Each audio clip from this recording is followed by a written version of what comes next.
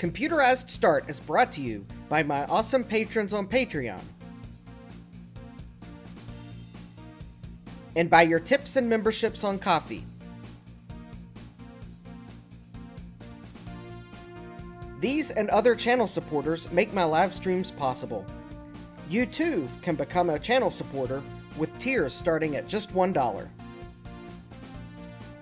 And as always, thank you for all your support, including sharing, chatting, liking, and subscribing.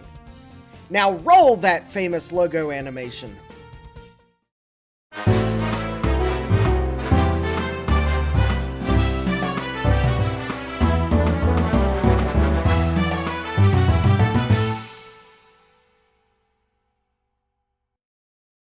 Good evening and welcome back to Computerized Start Live! I am your host, Justin D. Morgan, and I just barely got all the regrets off the workbench before the famous intro finished playing. Let's see, we also have some folks in the chat. Who do we have? We have Thomas Armstrong's victory over Moss Semiconductors. Well, I sure hope so, Thomas. We have Dave's Vintage Apple Tech. Hi, Dave. And of course, hi, Thomas. We have Jeremy's Vintage Hillbilly Shack, who noticed I was just on time today. Yes, hi, Jeremy. We have I8386SX. Hi, Jesse. And we have SadMac356, who says, Wheel of Regrets. Yes, I have a potential regret right there. Or at least I think it's a potential regret. It was sitting upstairs to come downstairs. We have Sorcerer Stan. Hi, Stan. All right, well, the July tip jar is up on the screen, and the link is in the video description. The webcam is, of course, doing what my webcams do so best, and that is to not focus on anything. And, of course, I decided to adjust the screw holding it down to make sure it was being held down properly. All right, and I guess without further ado, let's get to this first regret, which is from... Oh yeah, I remember what this is now. All right. This should be the item that I ordered. This is from the seller that accidentally said the wrong thing the first time, so they did a resend, and I am just opening it. So let's see. Actually, if this is the correct item now, then this is actually an appropriate stream to open it on. If this is the wrong item, well, this is Wheel of Regrets after all. All right. Dun, dun, dun. Dun, dun. Oh, and seeing this package reminded me, I did forget to play something when I started the stream. Are you keeping up with the Commodore? Cause the Commodore is keeping up with you. In a world of fun and fantasy, and ever-changing views, and computer terminology, Commodore is news. Are you keeping up with the Commodore? Cause the Commodore is keeping up with you. Are you keeping up with the Commodore? Cause the Commodore is keeping up with you. Okay, now that I got that oversight out of the way, we have Jamie's Hack Shack. Hi, Jamie. Yes, I forgot to play that animation. The first Wheel of Regrets entry reminded me that this was a more Commodore-centric stream. And what do I have? I have the greatest in software technology. They're not those pesky CDs. They're not those vinyl records. They're not even those 8-tracks. They are those cassette tapes. Look at these. I've got 2 VIC-20 cassette 6-packs from... I don't know. Are these possibly from Service Merchandise? Best? Somewhere where they had a self-service section and paid more than the clearance price was on these. Jeremy says, 2 6-packs and nothing to drink. Dave says, is the Macintosh keeping up with you? Maybe in another stream it will be. All right. Where's Gut Bomb when you need him? Yes. Oh, hey, Rayo-san. Hope I'm saying that right. Yes, there is hopefully software on these. Because I heard the VIC-20 plays great games, so I bought these. I kind of suspect they might have already been archived, but hey.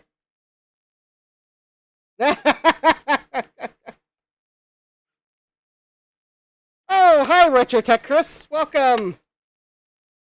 Look, I have the latest in software technology here in the basement.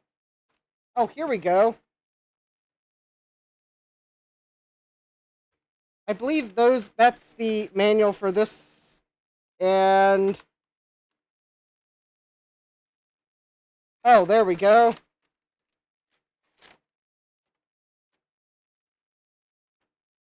So, I believe I have the following programs, which I probably won't be able to load right away. I have Car Chase, Blue Meanies from Outer Space. F-Bomb recommended this game. Biorhythm Compatibility, Space Math, Casino Style Blackjack, Super Slither, Personal Finance 1, Personal Finance 2, Loan Mortgage Calculator, VIC Typewriter Word Processor with Typing Tutor, Home Inventory, and Expense Calendar. I'm kind of thinking this cassette 6-pack is boring.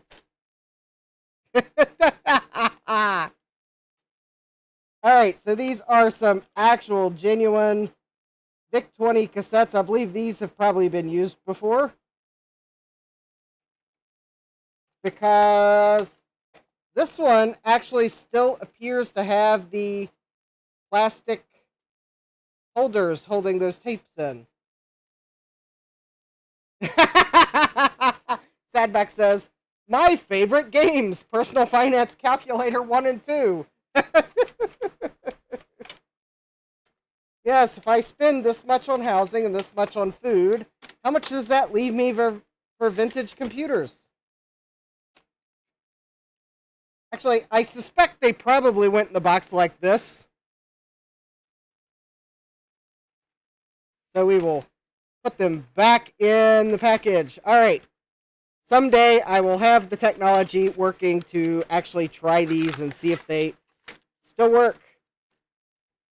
Anyways, if anyone recognizes the price tags, because unfortunately the store name is not on them, but I'm guessing it was probably Service Merchandise or Best or somewhere like that.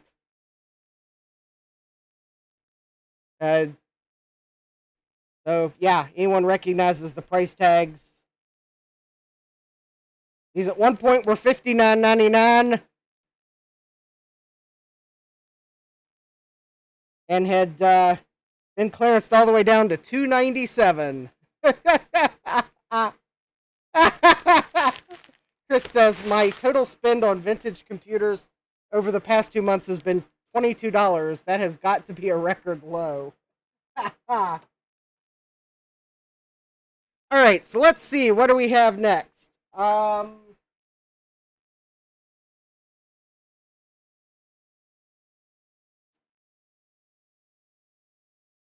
Jeremy says, those tags are vaguely familiar. Ah!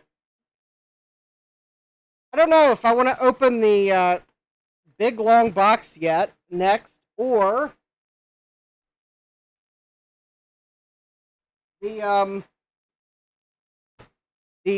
bigger, taller box.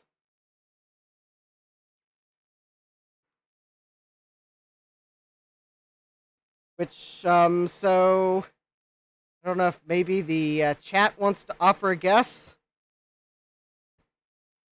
Long, skinny box or more cube-shaped box?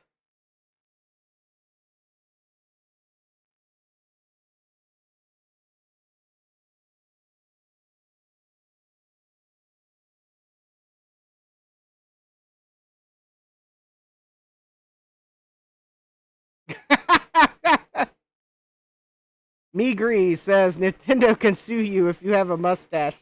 Welcome to the stream.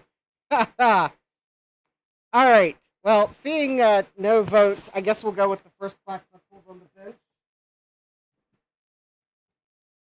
Yeah, now watch. I'll get votes for the other box. All right, we will open this box carefully. Jeremy says, I'm all out of guesses until next payday. Well, I mean, you could guess what's in the box. Because Francois's not here to offer his default guess.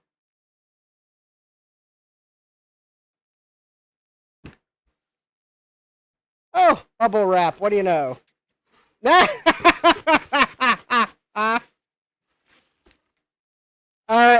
Jamie's Hack Shack knows how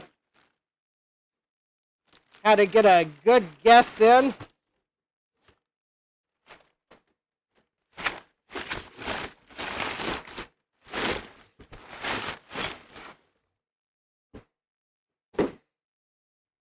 Jamie's Hack Shack is oh so close. By a matter of feet.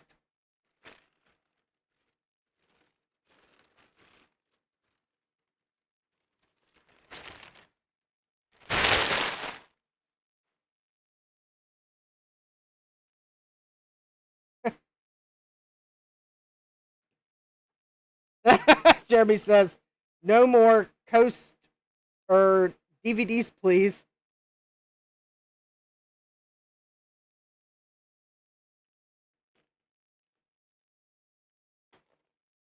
This is hopefully more than a parts VIC-20. Because a parts VIC-20 would imply that it's untested. This is actually the thing I hinted at my last stream.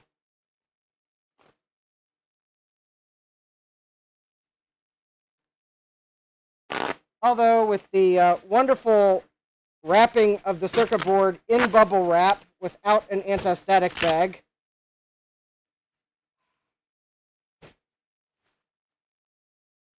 Demerit points to the seller for that. Oh no, and they bent the keyboard pins too while they were at it. Arg. Jeremy says that looks like the heart and soul of a VIC-20. Yes. Well, Jamie, I sure hope that's the case. We are about to see. But let me just say that you were very spot on with your guess, but you were off by a couple of feet. And now everyone's probably pondering what in the world I mean by that. And now I'm sure at least someone has put 2 and 2 together. While I go find the power adapter. Oh, there it is. So this is the revised version of the VIC-20 motherboard. Therefore, it uses the Commodore 64 style power adapter.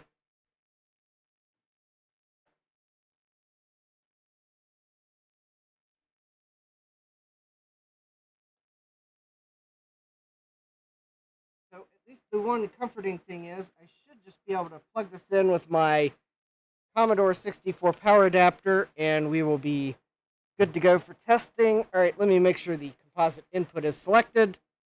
All right, let's zoom in just a little bit, just in case sparks decide to fly instead of photons towards the virtual CRT. guess electrons towards the video input would be more accurate. All right. Make sure the keyboard pins are not shorted together. They are just cattywampus, but luckily side to side and not front to back. Oh, we have Jack 68K here. Just ready for the smoke test. 3, 2, 1.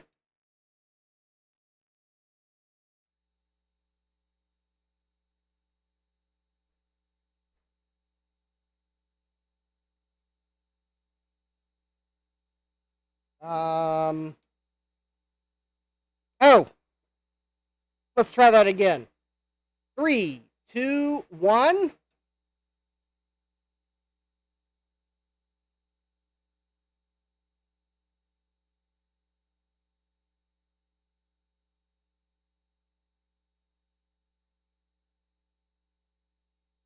Is it really supposed to look that dark?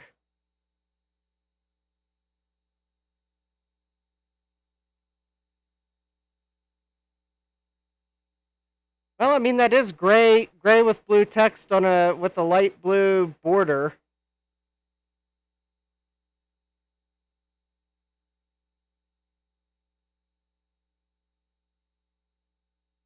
Oh, my capture device might be causing the darkness. Okay. That is true. That is very true.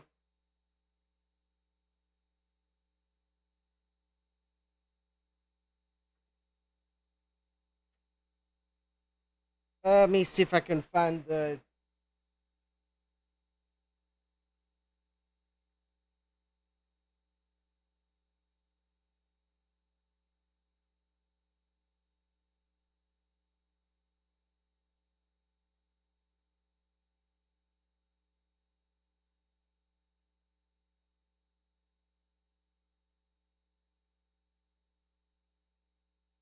Well, okay. Try straight to a monitor if this doesn't get better.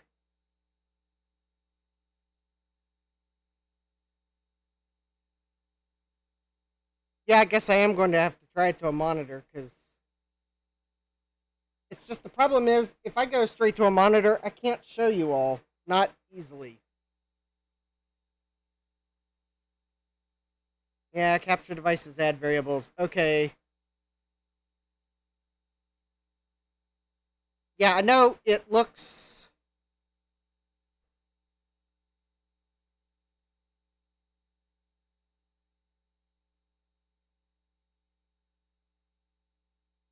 Hmm...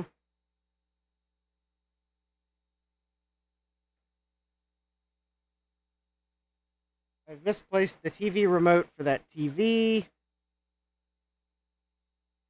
So I can't really use that TV and take it to capture input. The other two TVs I have down here are like way too big for me to even work over here.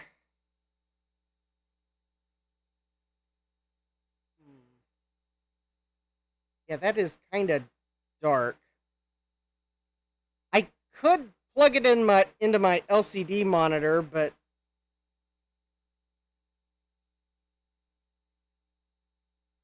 Jeremy, this capture device is not inexpensive. In fact, my capture setup is actually actually I do not agree with that screenshot either. I don't think it's supposed to be white. I thought it was supposed to be gray.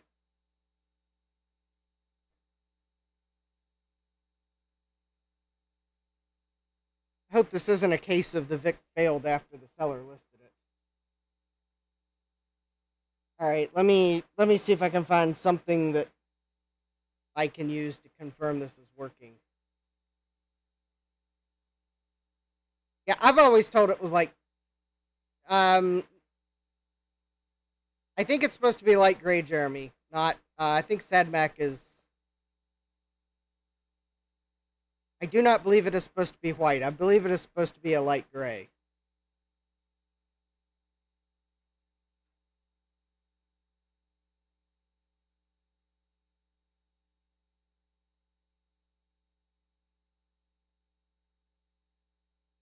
Let me see if I can find a description of what it's supposed to look like. I guess at least the one good thing is the video is not looking, well, it's not getting worse over time. That's good.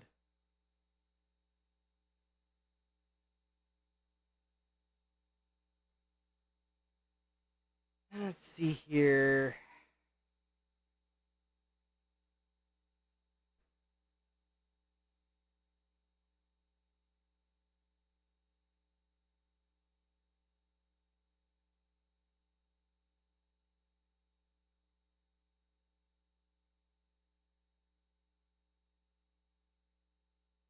Trying to find all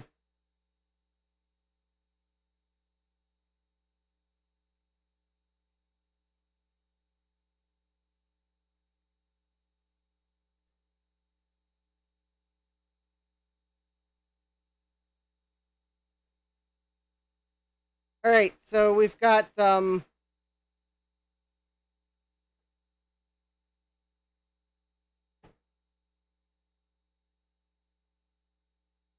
well, I don't know what kind of board it is.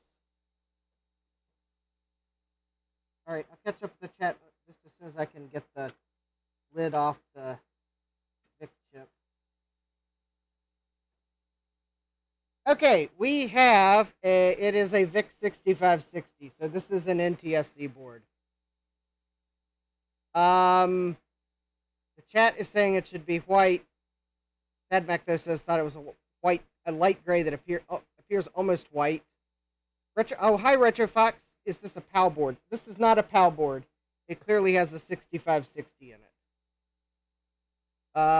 it. Jamie says definitely not supposed to be that dark. I could snap a pic of mine if you want. That would be great, Jamie. Everyone's thinking it could be my scaler. That is totally true. This could also be a cable issue. Might have a pin wrong on the output and a color is missing. Try the RF output on it.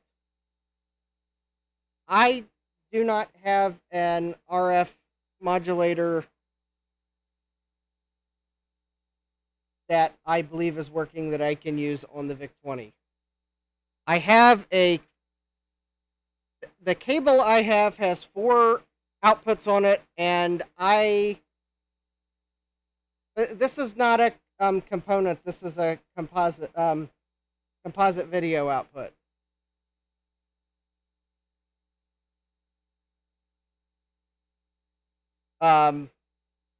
The last time I tried the RF modulator I have for the VIC-20, I think it blew a fuse.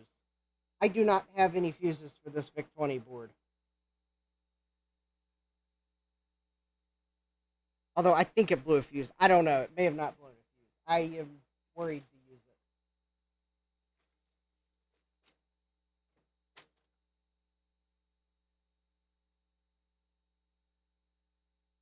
it. Let me see what I can do here. All right. Because I have a TV that I could set on the bench, but I'd have to find the remote control to switch it to the composite input because you'd have to ask Philips Magnavox why only the remote control can change it to the composite input. I have misplaced the remote control on my workbench. I do have an RF modulator that I could plug into the VIC-20. It is one of these, but last time I used it, the fuse blew in the VIC-20 I was using it on, so... Okay, Retrofox says, I do think I've seen this before on a VIC. I think it's either the cable or the video device. All right, the one problem is with this video cable, there are 4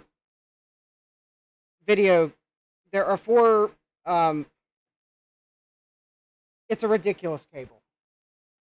Let me go grab the other end of the cable and let's talk about it in the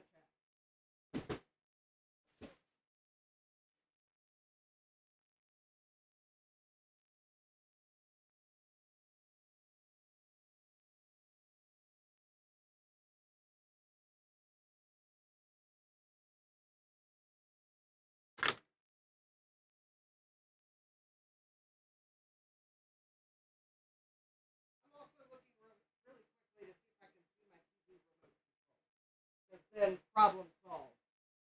You just plug the thing into a TV.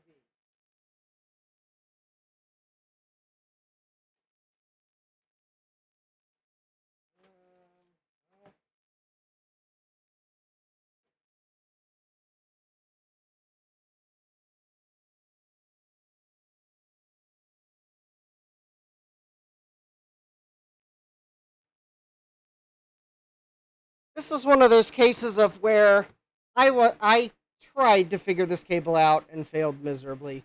Okay, so the cable I have is a 5-pin DIN cable to 4 RCA jacks.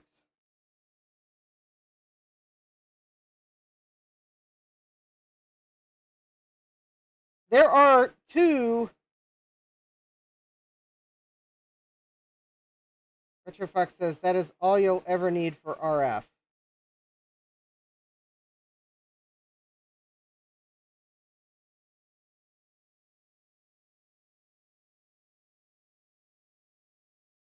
Well, the problem is when I tried to figure out what was what on this cable, there's actually 2 video outs on this cable. There's also, I believe, a voltage out, which is why I've got tape over one of them, so I didn't just jam it in. No, Jeremy. No, this is not a Chroma Luma cable. The Chroma Luma cable is the other one I have sitting beside me right here that has a 7-pin DIN connector on one side. That's the Chroma Luma audio cable. Because I figured that one out. This one's a Chroma Luma cable. The 5-pin DIN doesn't have Chroma, and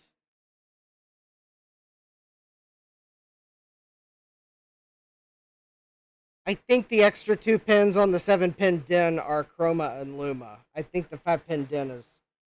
Let me see if I can find the pin out.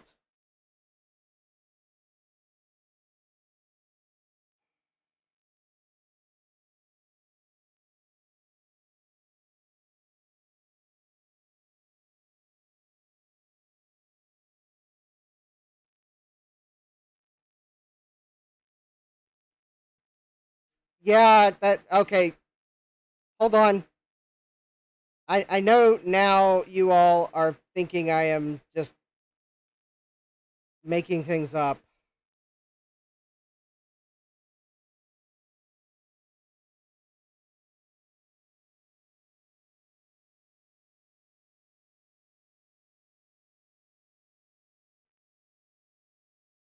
Okay, here's the pin out.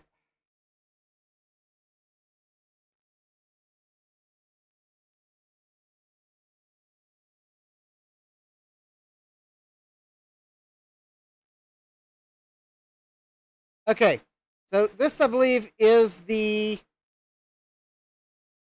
VIC-20 pinout. So it's 5-pin DIN at the computer. Notice the video output is on 2 pins. They are the same, wired together inside the computer on some versions, and output a slightly different level signal in others. Use pin 4 for interfacing a video monitor.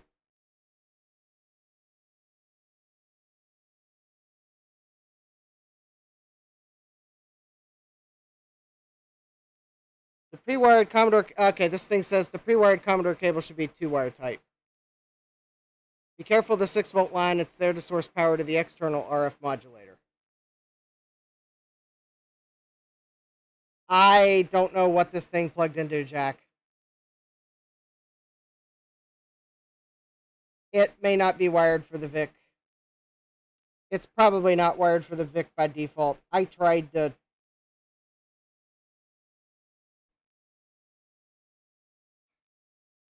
I've misplaced my actual Commodore video cable. I bought a new cable instead of looking for the old one because I tried looking for the old one. I still haven't found it.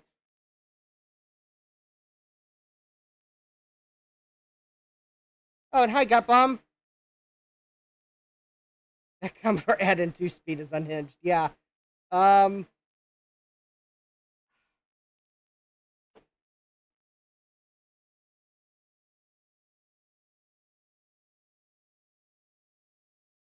Both lines are the same video. If you have a Y adapter to combine them, that might get the signal up enough to get the color right. I do not have a Y adapter. I guess I could see if I can find my...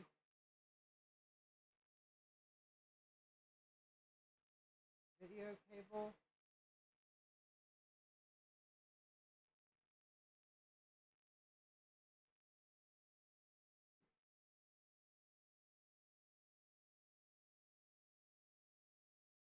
Could be signal loss because it's split. It could be...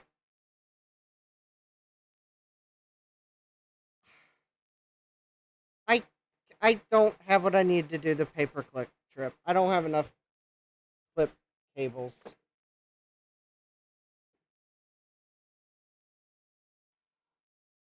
Okay, I did find one of my Commodore video cables, but it's at my friend's house. He managed to find it and let me know that next time I'm over, he'll give it to me. So at least I'm not crazy into where one of my cables went that I thought I'd maybe loaned it out. Okay, at least that is confirmed.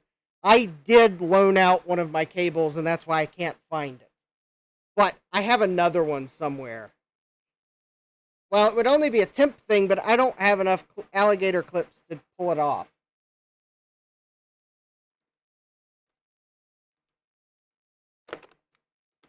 Let me see if I can find something.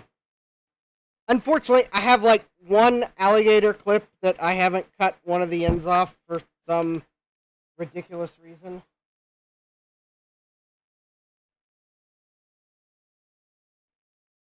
And I just haven't reordered more because they were so cheap I didn't like them.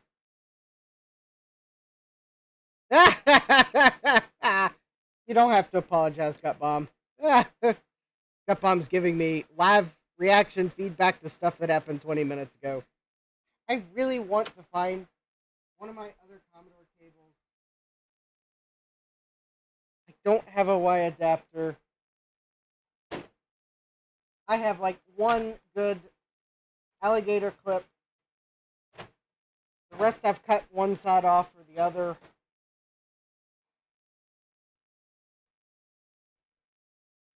I don't have any...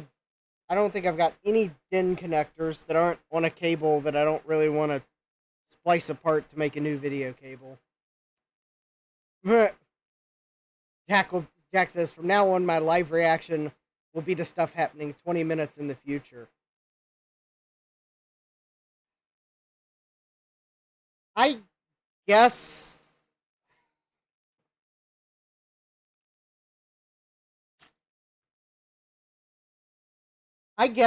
I could try the RF modulator that didn't work for me last time because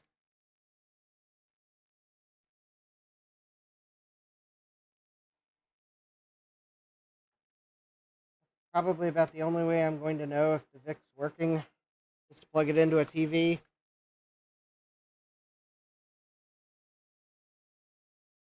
Alright.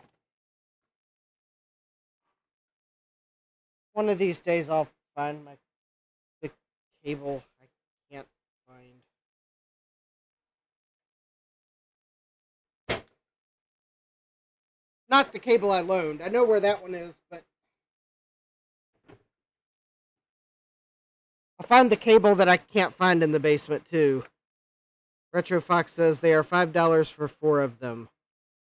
What are $5 for 4 of them? I have a Q depth size of like 1.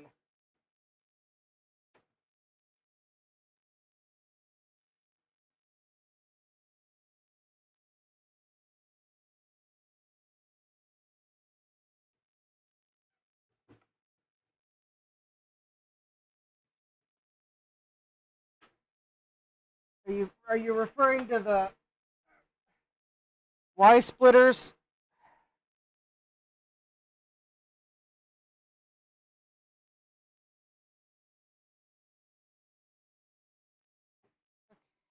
Because actually, I would prefer to just have a correct Commodore cable than have to use a Y splitter to use the cable. Oh, sorry. I'm trying to keep up with chat. Oh, see your previous statement before that one.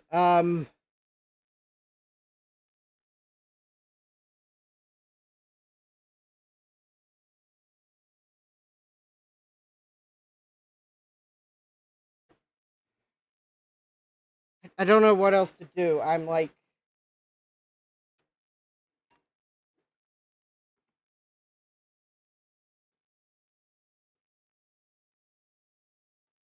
oh, and that's right. The cable in this RF adapter doesn't even.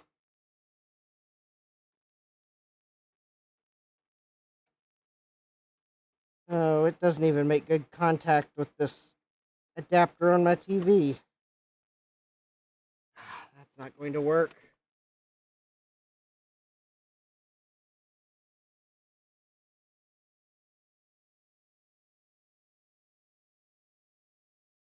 Okay, I'll check Discord here.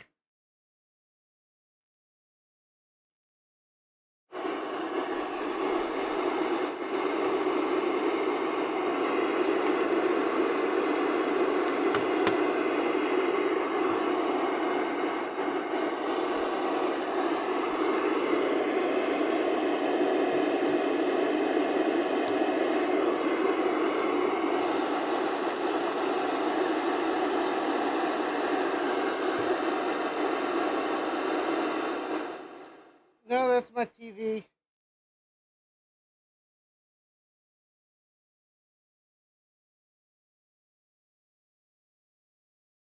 Oh, well, that's interesting. This RF modulator is outputting on channels.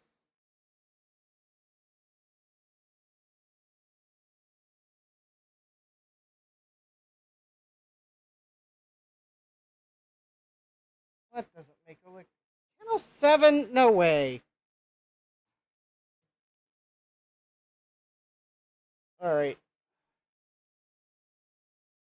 Yeah, that was TV static. I know you all can't see what I'm doing because I have nowhere on my bench to set the table, so it's precariously halfway off the bench, leaning against me. And I'm not seeing a picture at all on the output. So I'm thinking my RF modulator maybe is bad, which means now I got to find a way to.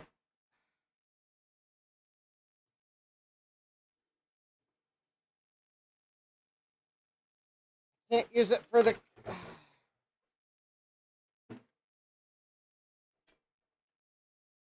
All right. Could the internet please make up their mind? Is it white or light gray? I've.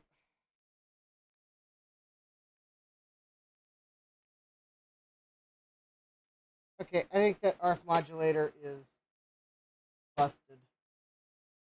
That's the second VIC I've tried to use it on, and I don't see anything on it. Unless it's not a channel 3 or 4.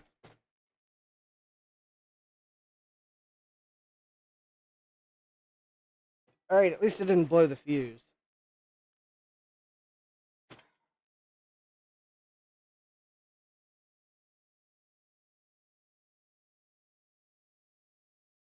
Did I do something stupid and buy a VIC-20 motherboard that was bad?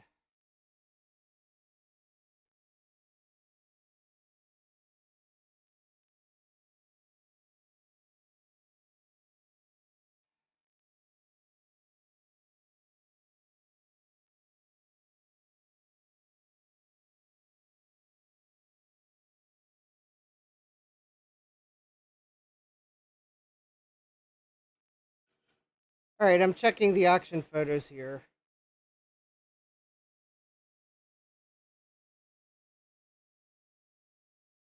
Alright, so in the auction photos, well, it does look white and blue. 019264, yeah, that's the same label. Yep, that marking's the same on it. The keyboard pins aren't cattywampus, so shame on the seller for bending them when they packaged it. Yeah, it looks like I did receive the same one. Jack says it's probably just my cable or video capture device.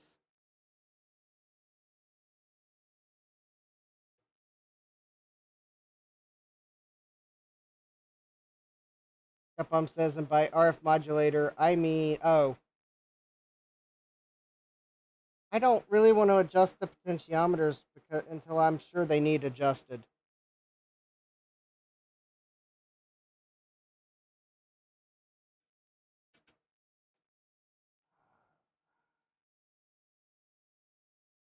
Do I not have any cables?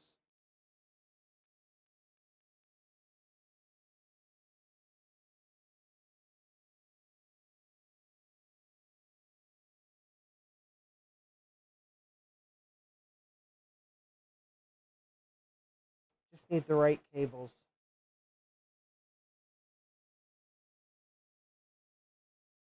Well, apparently I can't get that right because I don't have the right cables.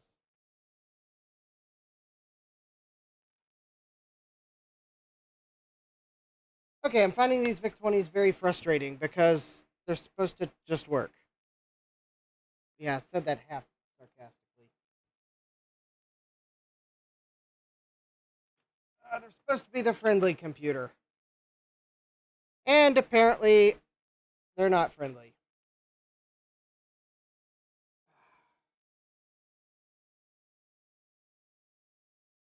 I'm not sure how the right cable would be wired because the pinout I have. Alright, Jamie just sent me 2 pictures that match the eBay photo. Jack says maybe I'm just not keeping up with Commodore. I would appreciate a pinout of what the correct cable would look like because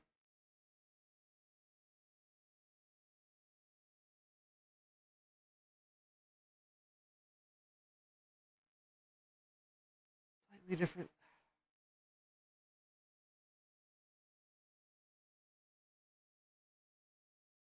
I mean, seemingly I should be using pin 4. Alright, let me see if I can figure out which is pin 4 on this cable. Maybe the problem was I was using pin 5 or something like that. Alright.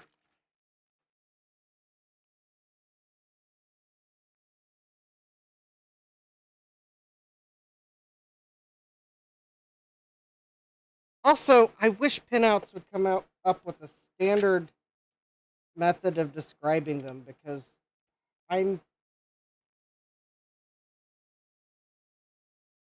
presuming that the pinout that I showed a few minutes ago is referring to it from the computer side, which is going to be backwards from the cable side. And this is why I totally dislike trying to figure out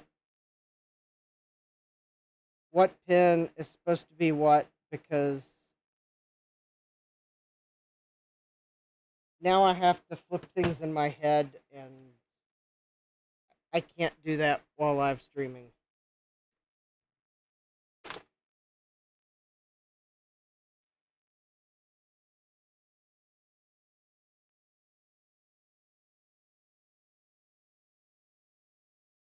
Okay, I think what it's telling me, if I'm looking at this right,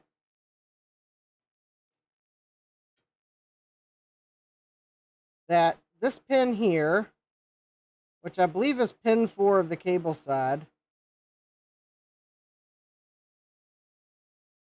is the signal that should be going to the monitor. And unfortunately,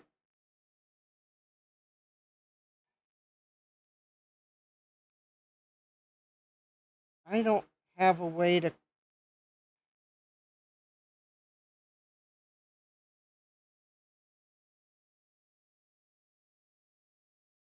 Oh, hi, Rudy. Welcome.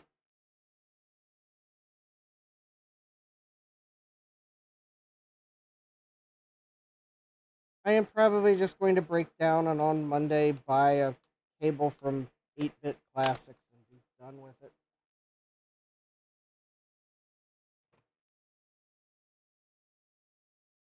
Okay, so I think I've got my multimeter on pin 4. So one of these cables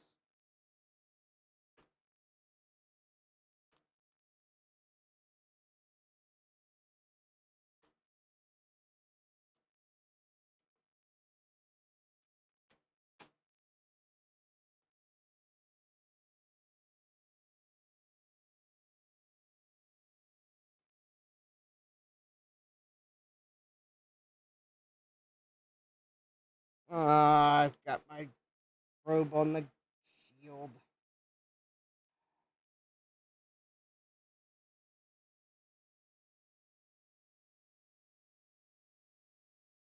No, Gut Bomb, I am not trying the RF modulator. I don't think it works. Because for some reason it was tuned to channel 7, or that was the signal that the static went away.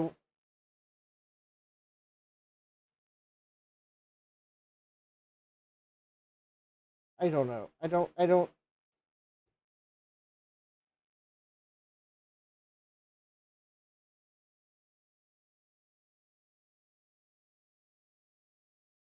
Yeah, that's the one I'm trying to figure out which one it is. And I'm having trouble keeping my probe on the pin.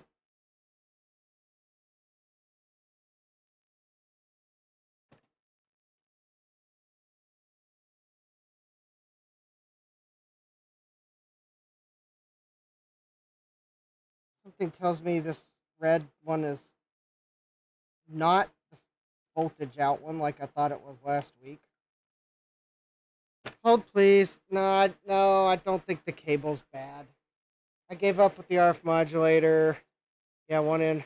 I'm having trouble probing. Let me see if I can find a DIN connector that I can use to like plug that into.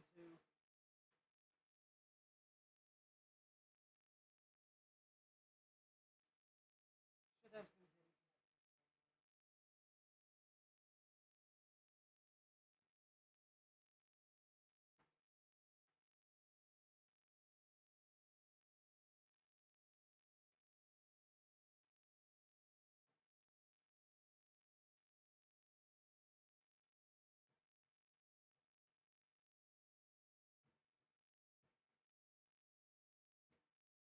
I mean, maybe the cable is bad.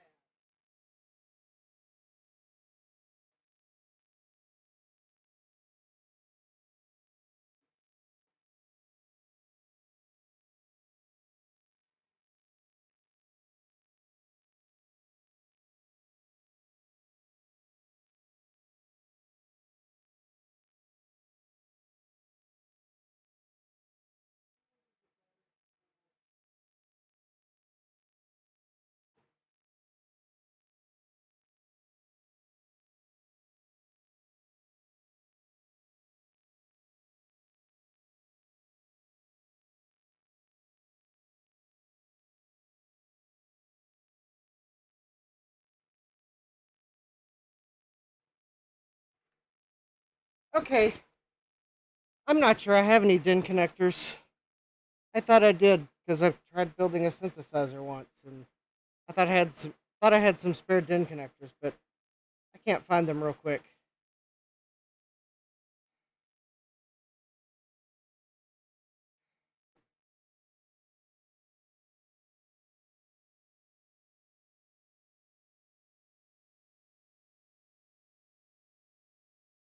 I don't have a clip for. I don't know where the clips are for my multimeter.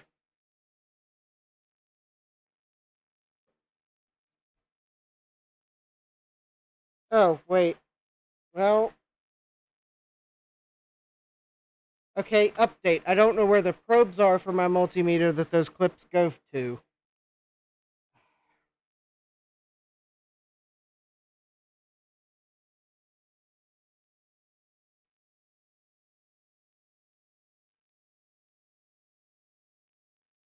I don't. Uh,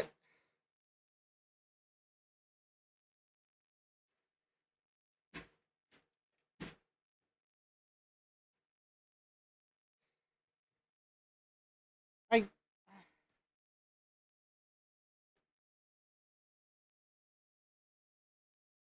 Okay. Okay. I don't think it's the yellow connector. I don't really have... Where's my masking tape? I don't want to use gaff tape because it's going to make a mess.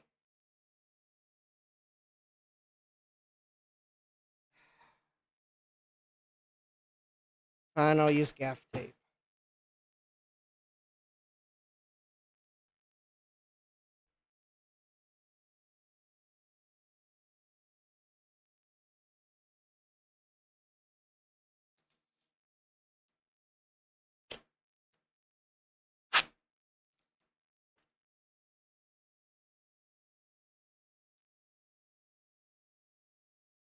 I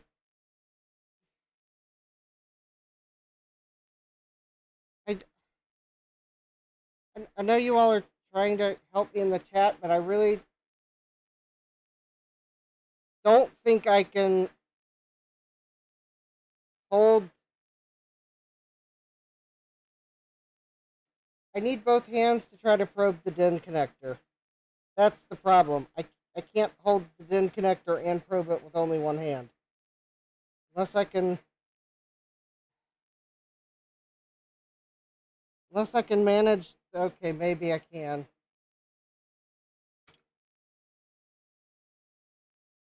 But I got to keep the other three connectors from touching anything, because otherwise I'll get false readings. And the yellow one is...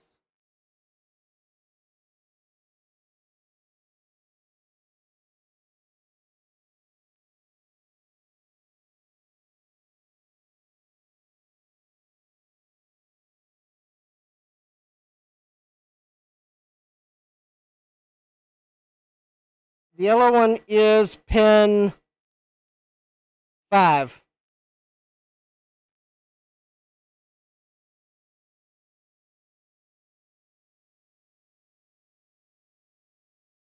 No, it's not.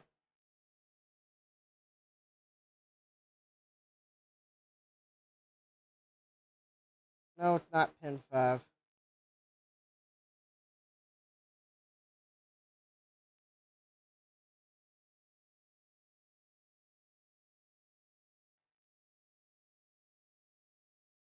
Well,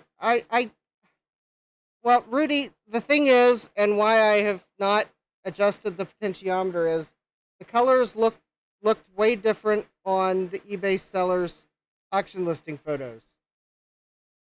I'm thinking it's something on my end, not...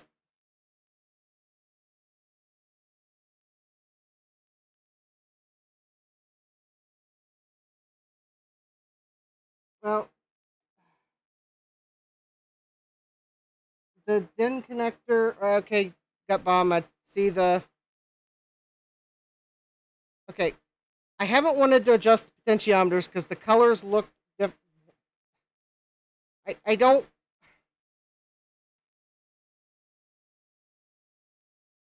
Sorry, I feel like I'm being stubborn.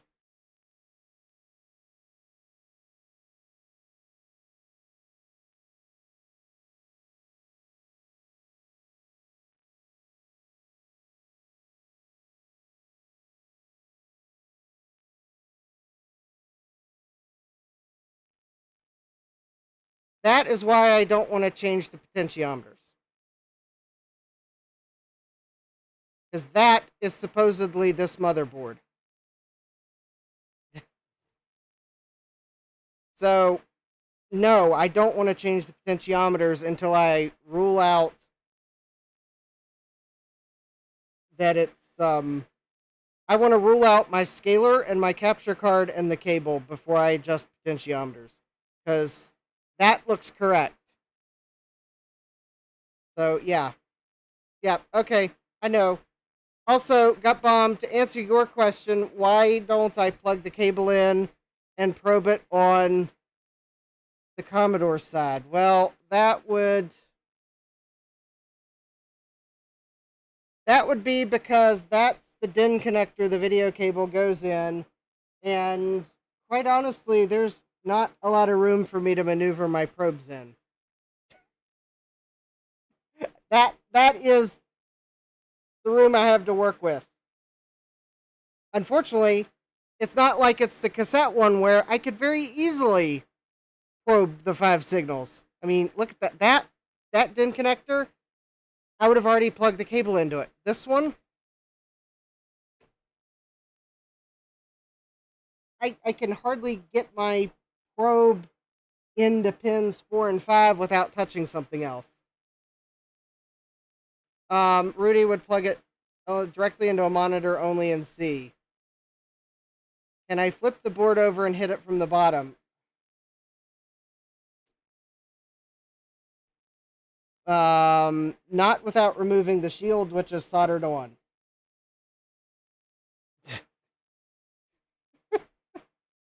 Rudy, I have a monitor, but it requires the remote control to switch to the composite input.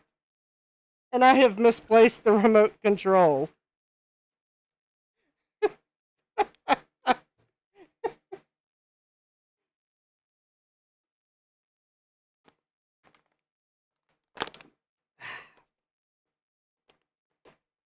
I mean, the only other thing I can do, but the reason why I'm even trying to tone this cable out, I'm trying to figure out which of the 4 signals is pin 4, and then I'll try plugging it into something, but I'm trying to figure out which one's pin 4.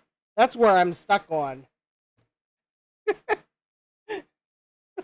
Yeah, Rudy says, oh, Justin. Yeah, I know. I'm like, I know, it's a comedy of errors. I know I saw the remote control the other day, and I sure thought I put it somewhere where I would see it, and yet I seem to have misplaced it. Okay.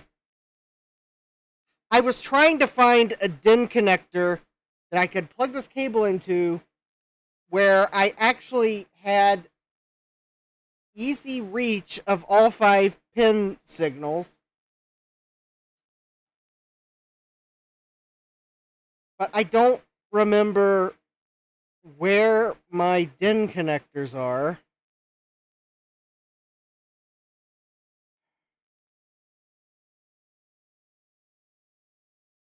Rudy says, I found the capture devices are always great and mess up picture. Yeah. All right, hold on. Let me see if I can find a DIN connector of some sort where I can actually probe all 5 signals without 4 of them being so close together. I really don't care what it is, as long as it's a DIN 5 connector and I can reach all 5 pins. So if you'll hold on just a moment.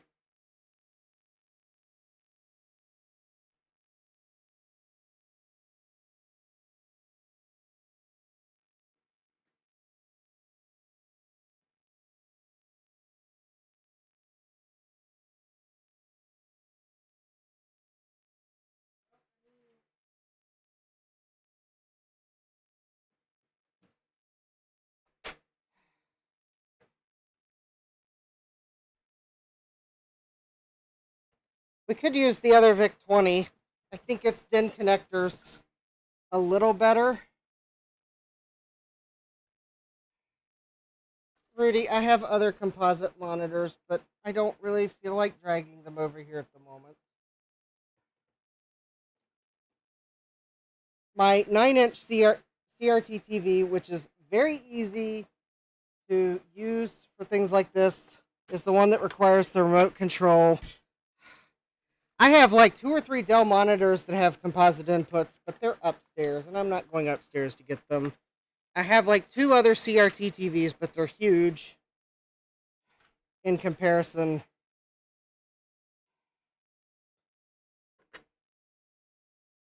They at least don't require the remote control to change to the composite input, but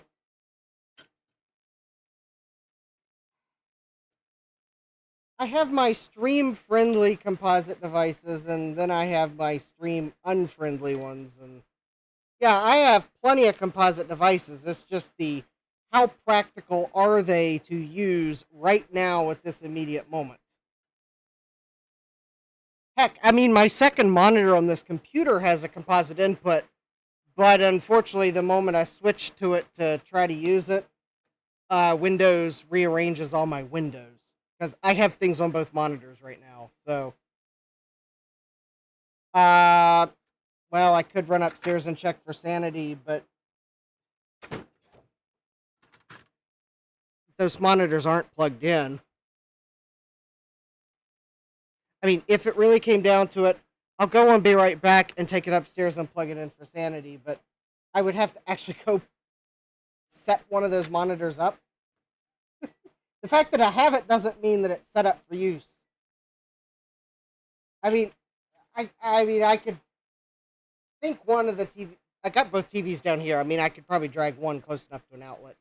Okay, I've got this other VIC-20 board. I can see. Okay, I can probe pins. Now that I've had a chance to catch up, I can probe pins 1, 4, 5, and 3. So I can't probe pin 2, which is probably fine because that's the ground pin anyways. So let's see, we're looking for what's on pin 4. So pin 4 is, when I'm looking at it from the back of the computer, second from the right, which means it's going to be the second from the left on the inside. So pin 4 should be this one here. Okay. So, all right. Which of the 4? Also, by the way, if anyone's wondering how hot it is in the basement, it's like 82 degrees. I have my fan on. You think I've got it flipped?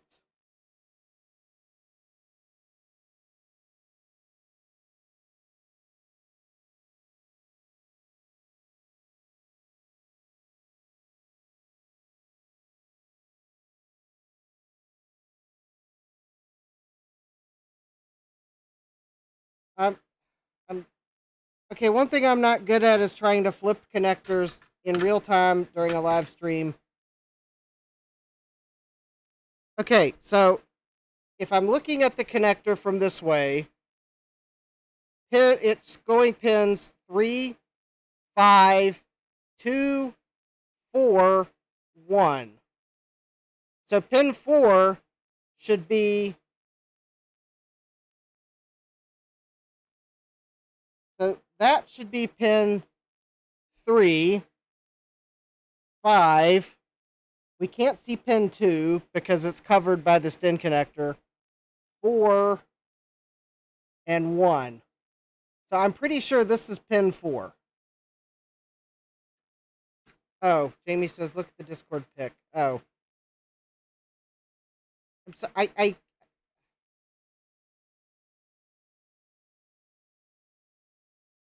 Okay, yeah, that's pin 4 on the cable. I'm looking at it from the connector side. Rudy says, I hate DIN connectors. Yeah. Yeah, so here's my DIN connector. And sorry, I can't look at Discord, and I usually leave Discord in the background because I just don't have enough monitors for it. Okay, so this is the pin 4 here, that one there. So not the first one on this side, but the second one. So pin 4, that's composite video. So if I take this cable and plug it in, that's going to be this one right here. So see, take it and I plug it in. So it should be that one right there. I hope. Oh, okay. All right. Well, it's always good to double check because sometimes dyslexia sets in and then I would just get frustrated with myself. All right. Okay. So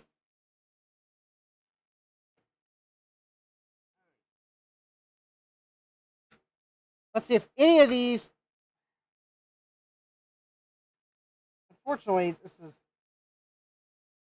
okay. So no beep.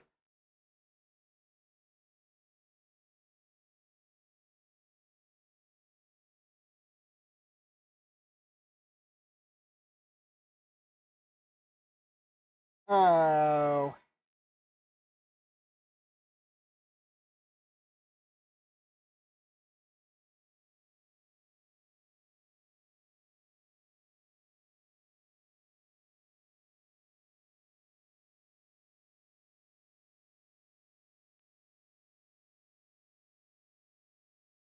Okay.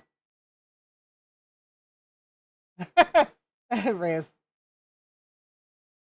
Reyusen says this is a surprisingly relaxing ASMR video to have on while editing Fortnite videos. Okay, so I've got some good news and some bad news about this cable. Last time I'm going to buy a cable on eBay. Two of the pins apparently have continuity with pin 4.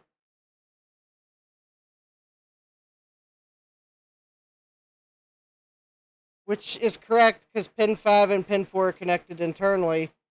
But unfortunately, the resistance is like all over the place. I think there's a break in the cable. I think there's a break in this cable. Therefore,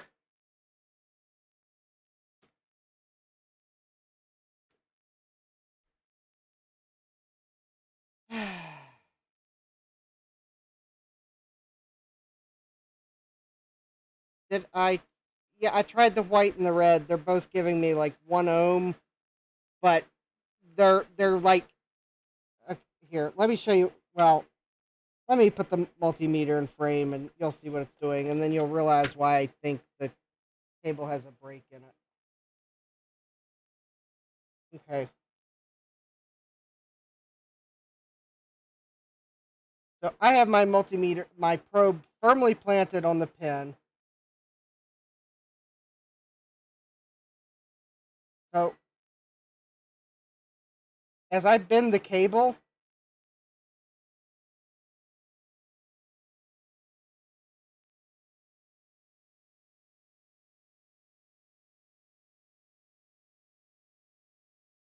Rudy says that looks like the wrong cable. There should be no black wire. Well,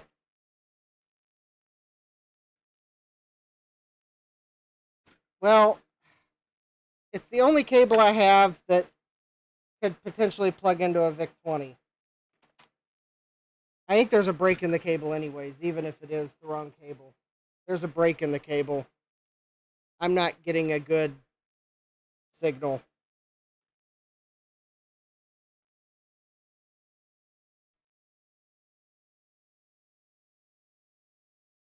I'm back to square one. I have no...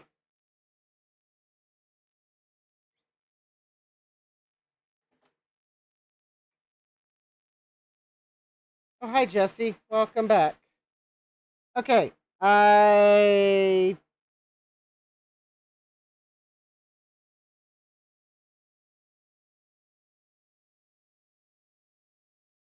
don't have a...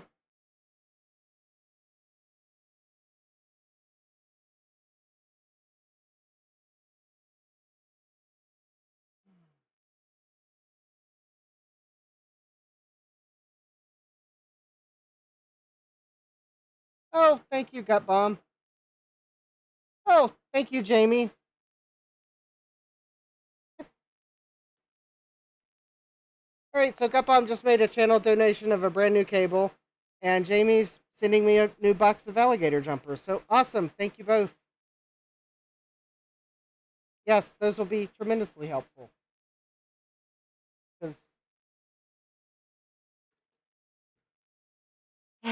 Okay. Let me see if I have anything that I can use.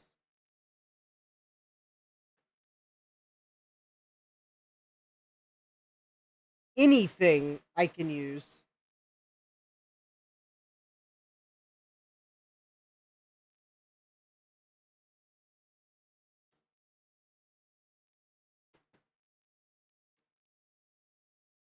And now I think is the time of part of the live stream where Justin is going to take a lousy RF modulator that appears to be not working anyways, and is going to cut the cable off of it and attempt to at least make a temporary video cable. Because at least I can maybe solder something together.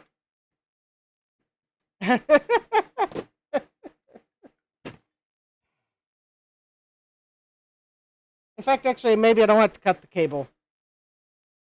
Dave says, oh, thank you, Dave. A $10 super chat. Buy one more extra cable. Yeet.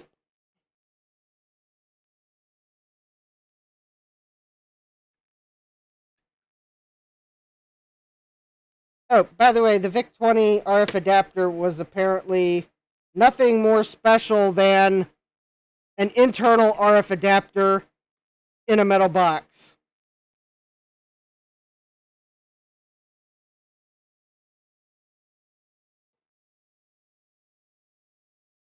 With a switch. Oh yeah, we're so totally going to.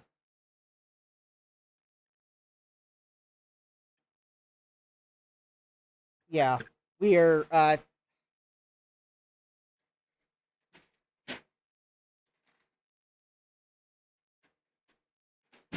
Well, the only bad part of this is I don't.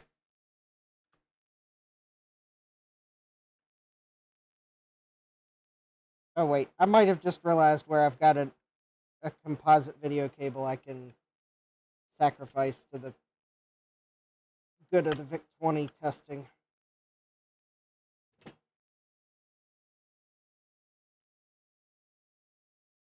Okay, I thought these were supposed to be the greatest things since sliced bread for removing grommets.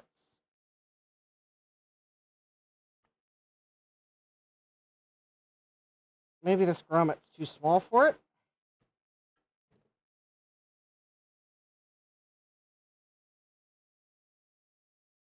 Alright.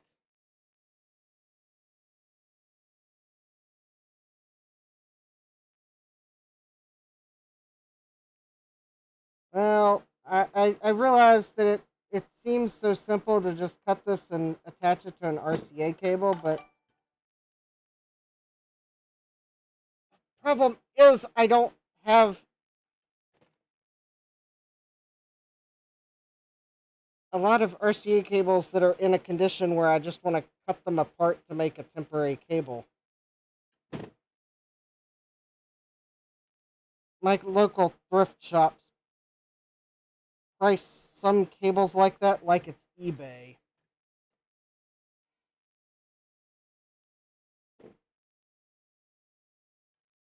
Like, oh, this stuff's old and worth something again, so we're going to charge a lot for this cable that's in not really that great of a condition.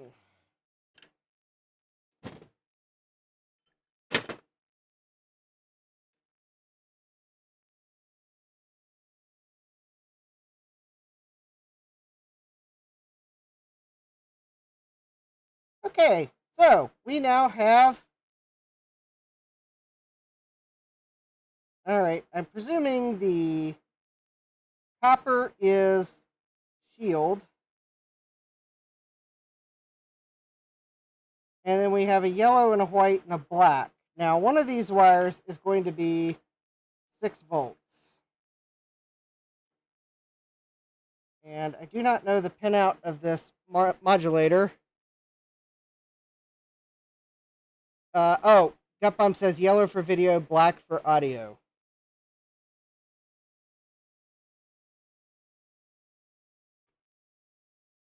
Um,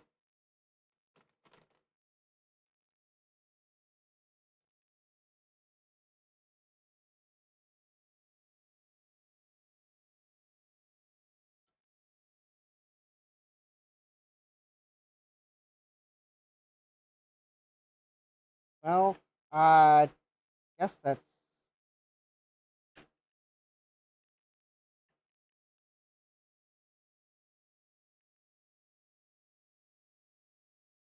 Oh, on the one you're sending. Okay.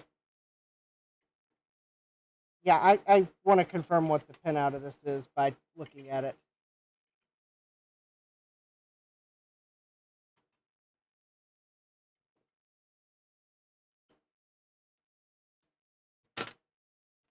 All right, so we're going to take the cover off of this and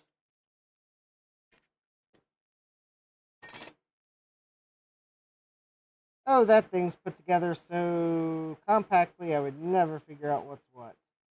Unless oh, please tell me the board is silk screened. Is the board silk screened? There are definitely markings that look like this might be silk screened as to what the pinout is.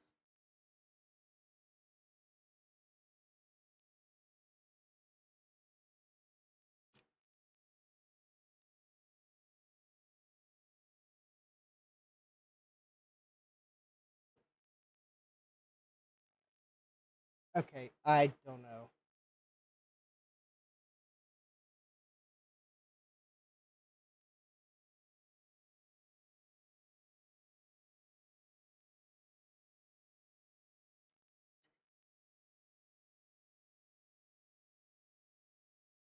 Yeah, there's definitely markings on the board that are pointing to the various input points on this, but I can't. White and yellow. I'm going to actually confirm that I know what the pinout is because I can't tell from.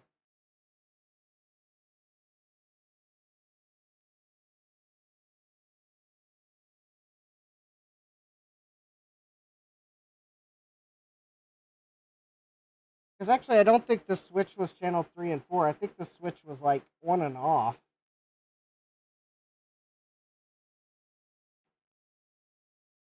Oh.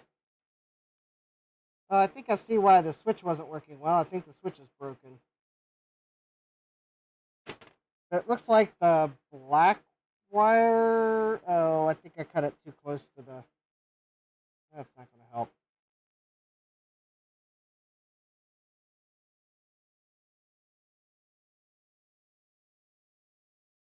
All right. I don't know which is which.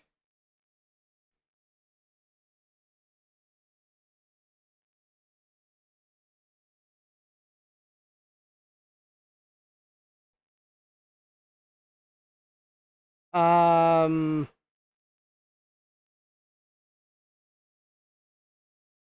I see your picture, Jamie. I'm not sure if it's helping because my wires are different colors. I am. Let me see if I can't figure out which is which.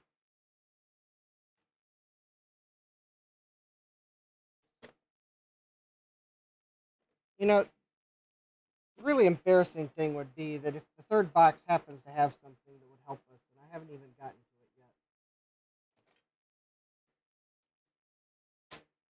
The thing is, it's not supposed to have anything in it that would help us tonight.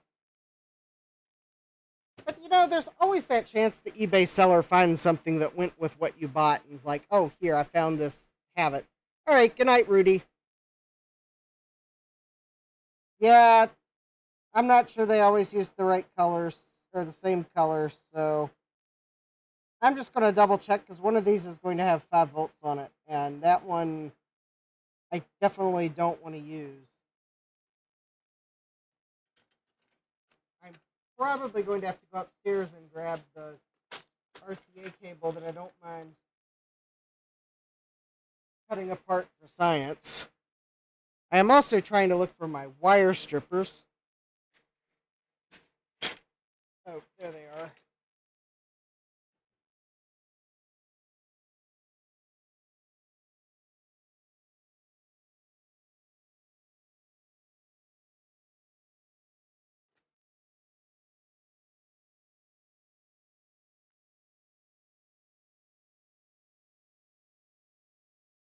All right.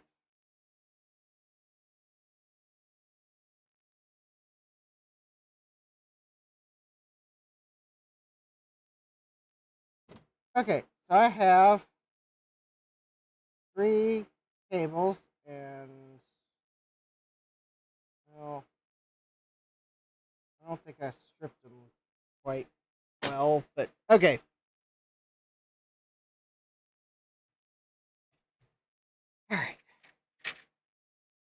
So let's see if I can figure out which one is audio and which one's video. And hopefully I don't get any indications that the cable's broken internally. All right.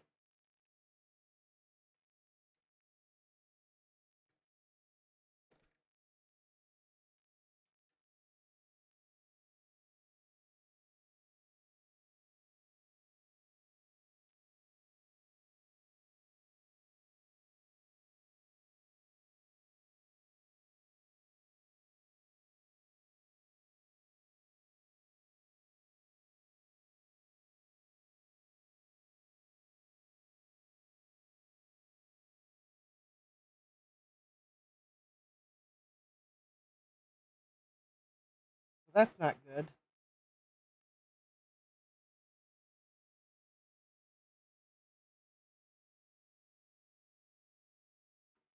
Well,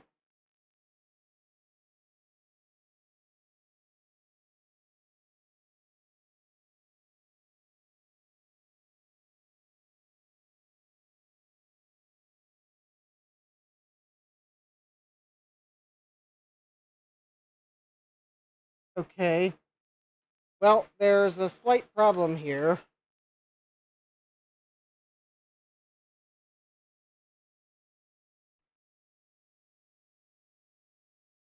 Audio's pin 3. Okay, let me see if I can find the audio pin. No, there's definitely a problem with this cable. Okay, so Jamie thinks it's going to be white as audio.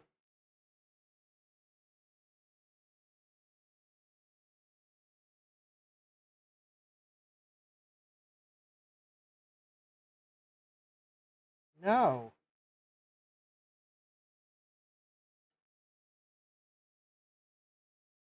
I think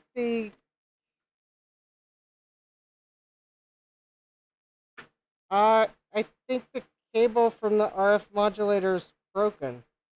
I'm not getting any continuity on the video or audio pins. I just tried all three.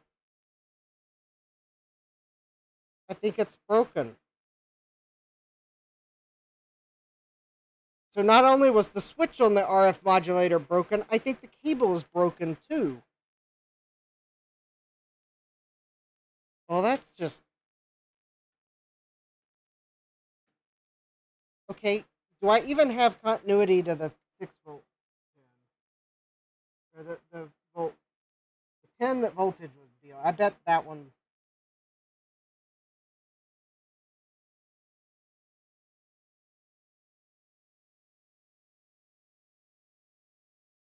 Okay.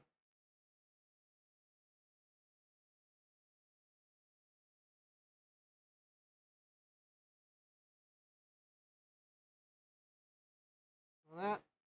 Okay.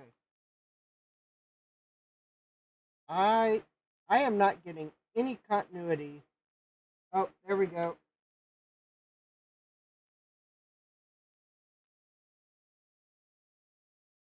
I got a brief blip. It was like really high resistance.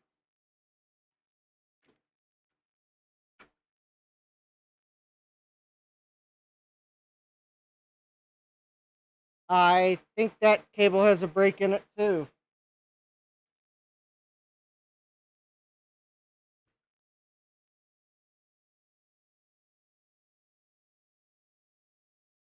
Okay, so that cable's...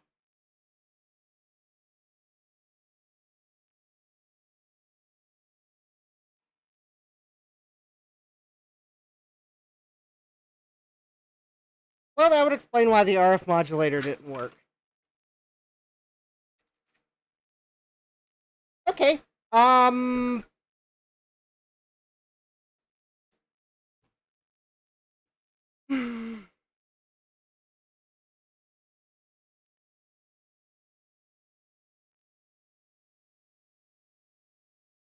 yeah, Kapump says maybe whatever blew the fuse also exploded the cable.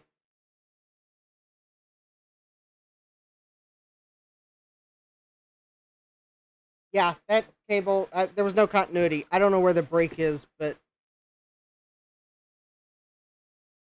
Okay, I don't know. Let's, before I go off on a tear to see if I can find anything that resembles the right cable, how about let's get to this third box here? Just in case the seller threw something in the box that wasn't in the auction listing.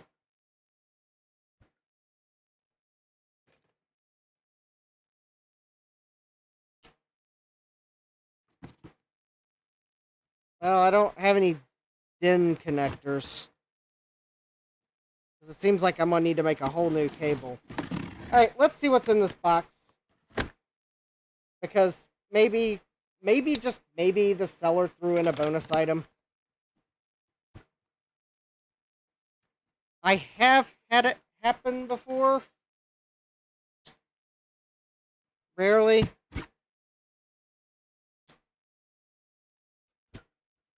We're going straight to the board, no surrender. Alright, so what is in this box? Well, we have bubble wrap. Well, that seems to be a constant in the world. And what do you know? Look at this. We have a VIC-20. It is in slightly sadder shape than the other one. So when Jamie guessed that I had a parts VIC-20, and I said that he was a couple feet away, yeah, your guess was a couple feet away, Jamie. You were right. I had a VIC-20 parts one. It just wasn't in the box that you guessed it was in. Oh, and there is something else in the box, but no bonus items. All right, that means I'm going to have to.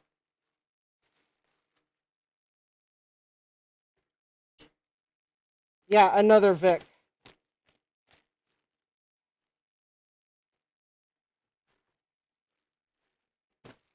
But wait, there's more. It has a data set with it. That most certainly has a broken... Oh, wow, this thing is so cheap. Well, at least it ejects. Oh, that's the cool data set, Bomb says. Yeah, that actually does look really cool. I'll have to see if I can get that up and running.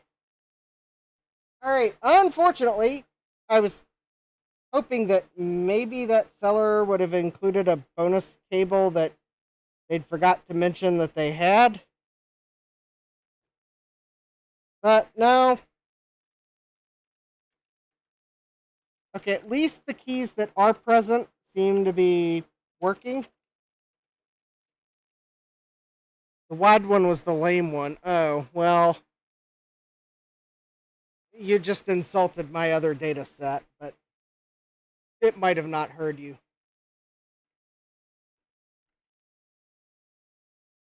Well, this was made in the USA. It looks like all the screws are present.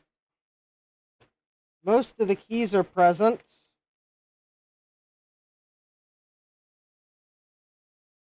I mean, it's probably repairable.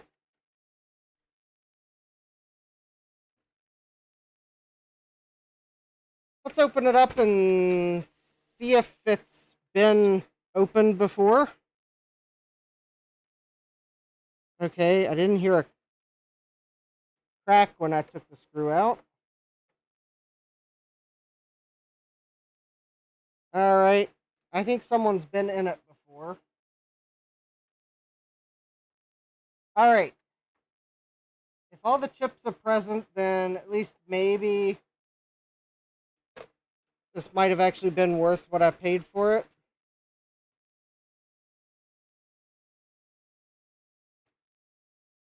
Alright. Jamie says untested equals all chips harvested. Alright. You're going to see it when I see it. Because this just came today, so... Alright. And we got... let me get the clips unlatched so that I can lift this up. Try not to look.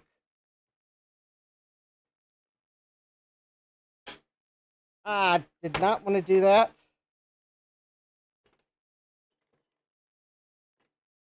might have broken one of the clips, but...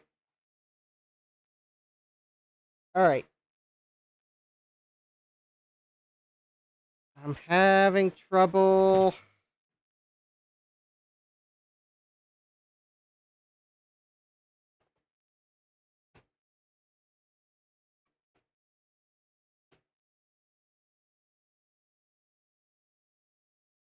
No, it's not normal to break clips, Jeremy.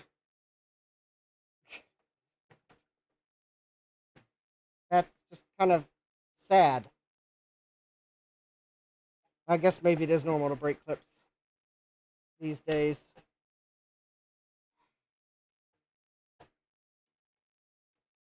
Alright, I'm going to have to peek because I need to look for the... Oh, there we go. Well.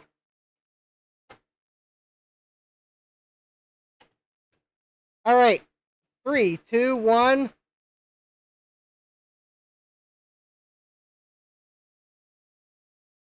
Well, so far so good. Most everything's soldered except for these MOS technology chips that are probably have not withstood the test of time. There is a smudge there though. All right.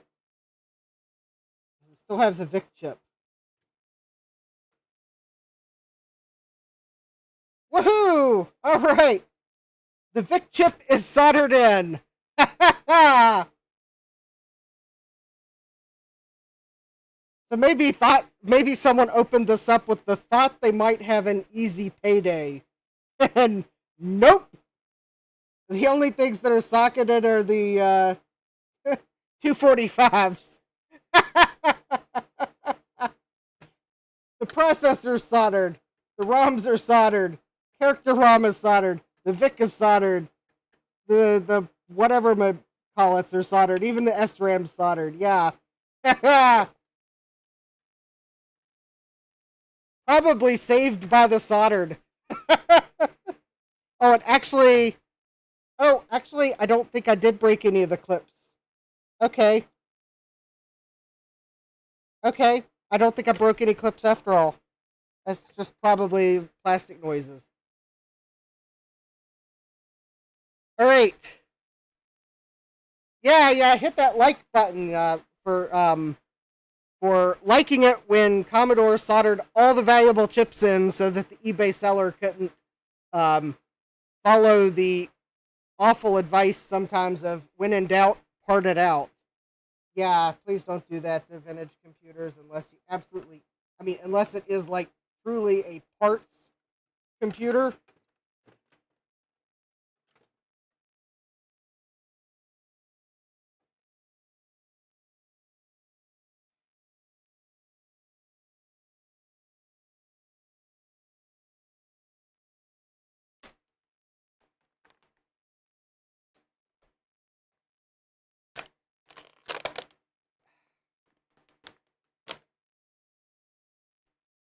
Because quite honestly, if I see it's been parted out and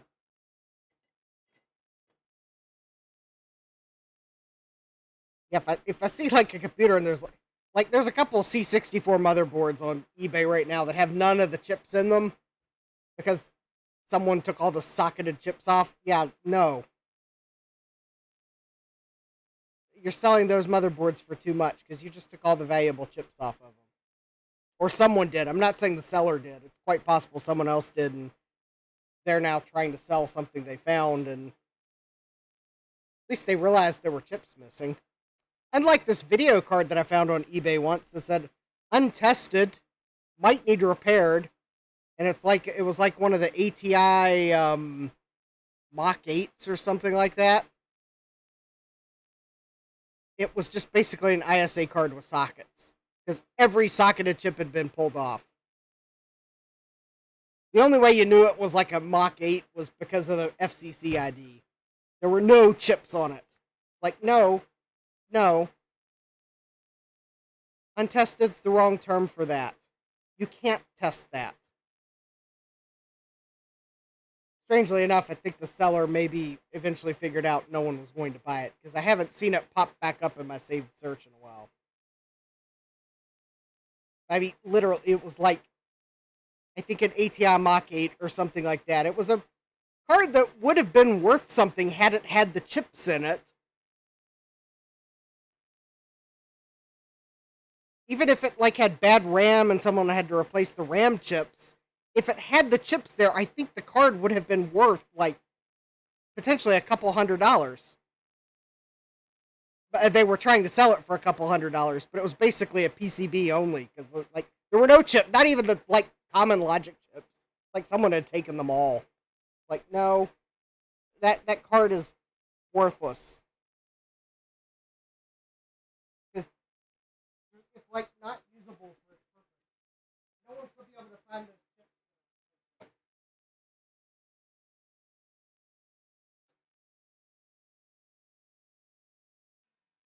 All right.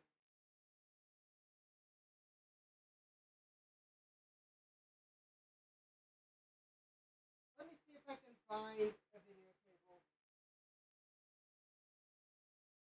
Search 1,000,000.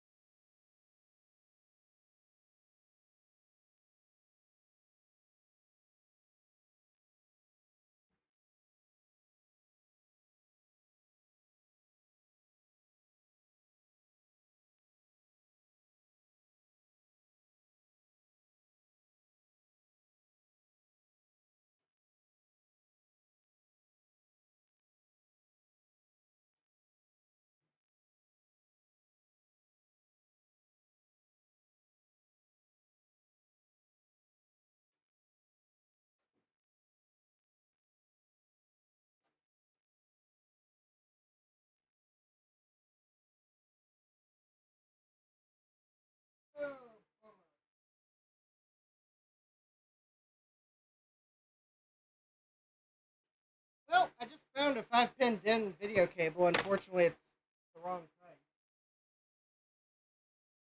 But maybe that means I'm looking in the right area for the Commodore.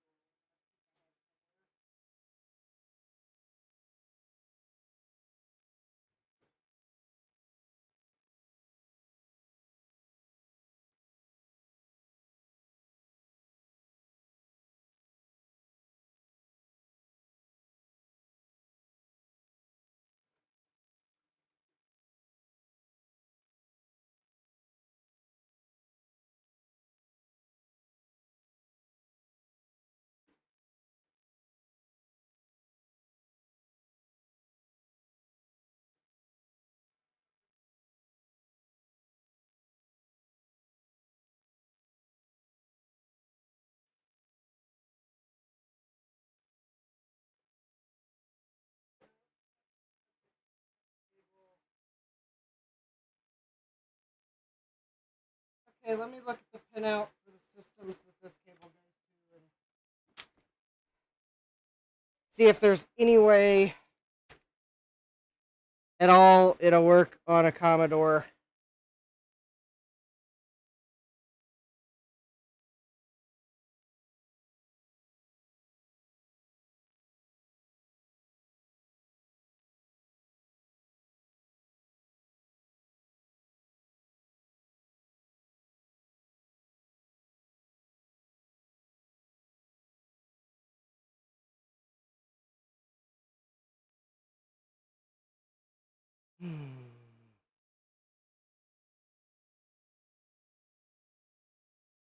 All right, hold please while I look for the pinout of.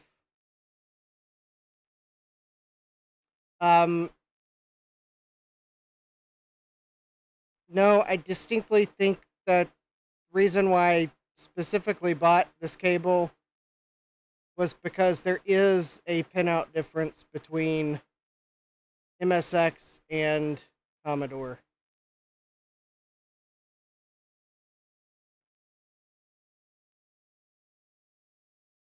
So please bear with me while I attempt to find the pinout so that I can confirm.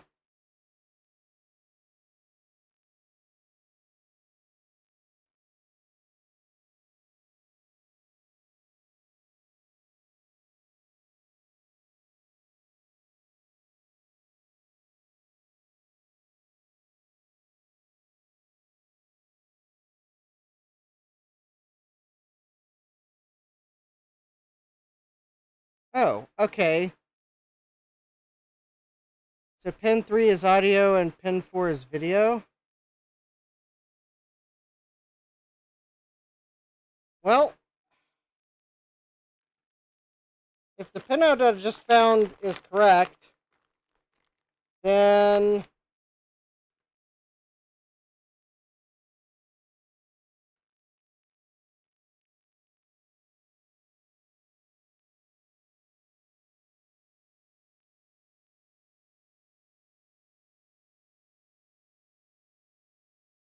I think actually looking at this note, the note that's on the bag and the note, I think I want the red cable actually.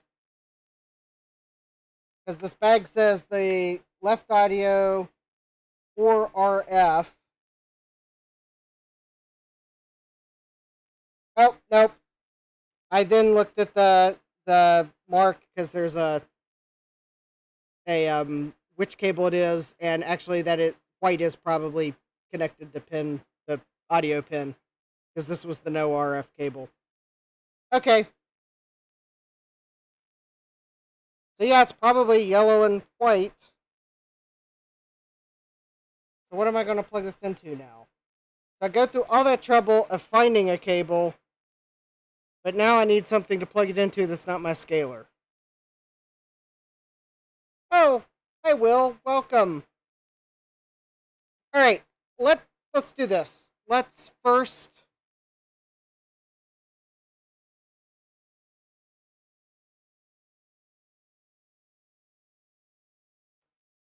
take a pause, and I'm just going to go upstairs and grab one of the Dell monitors that I have that has a composite input, and just be done with it. So I'll be back in a few minutes, and I'm just going to go grab a flat panel to plug the video into. We'll just bypass the scaler entirely. All right, I'll be right back.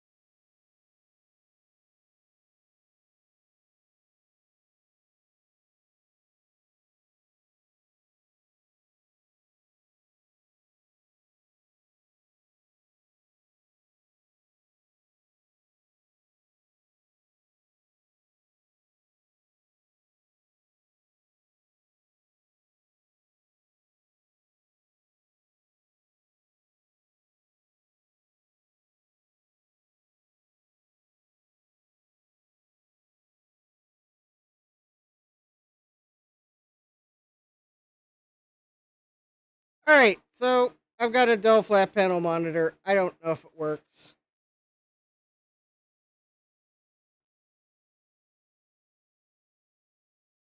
Okay, it doesn't work well.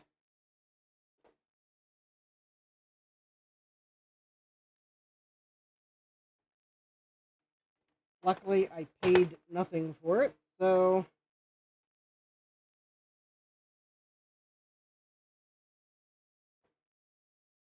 Well,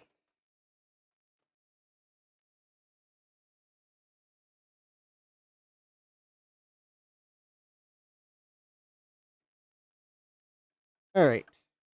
Let's see here. We change to the composite video input. Yeah, there's definitely something wrong with the TV or the input. Okay, so I've got this plugged into the VIC-20 I just opened. I've got the monitor to where I think you'll be able to at least see part of the screen when I turn it on. I don't have speakers I can plug it into, but at least I got video. All right, monitor is on. 3, 2, 1. Okay, we have a red light. And we have...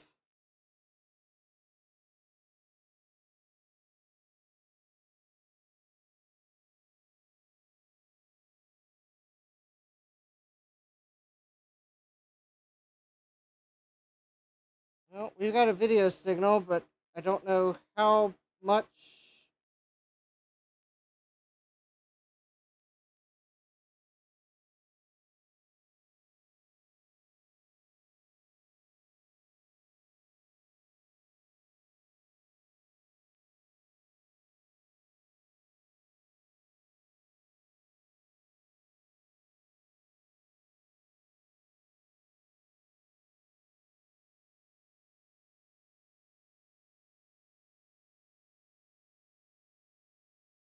Yeah, I mean, okay, so the colors, like... I know it's hard to tell. So this definitely, it's not pure white here. But it definitely looks like way closer to the correct color. This band here, I believe, is being caused by the monitor. Because that actually, if I try to change inputs here, for example, notice how that bar is still there. So this display is actually not that great. But there is kind of noise in the picture. But that could just be this Dell monitor not liking the VIX output. He says it's the VIC-13. Oh. Oh, yeah, it's the VIC-13. Yeah, I get it now, yeah. Missing the one in the...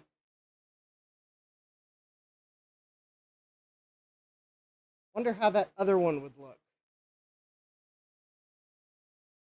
Well, I guess now that we know that we at least get something. All right.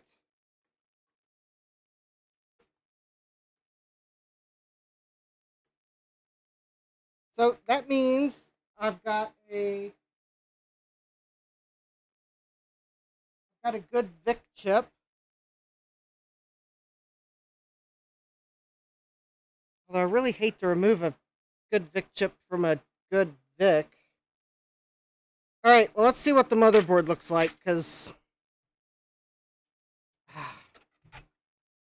if its video looks bad, then that means it started to fail after the seller tested it. And that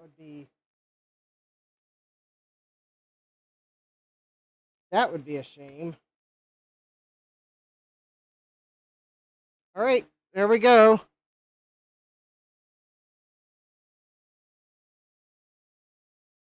Oh yeah, that yeah,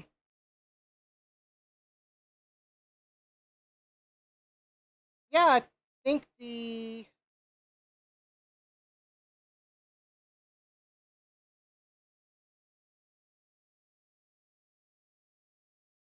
so it was the cable or the scaler, yeah.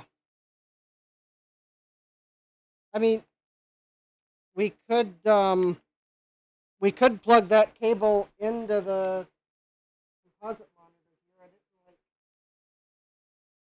I didn't have a chance to totally destroy it.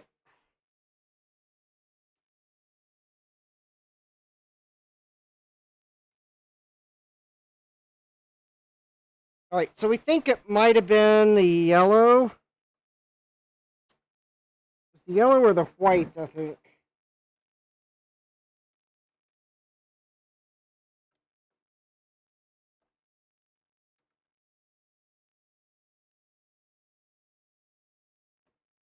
Okay, hold please while I attempt to blindly locate the composite video on this monitor. There it is. Okay, so that's the yellow. I think it was the yellow and the white that were connected to. All right, so there we go.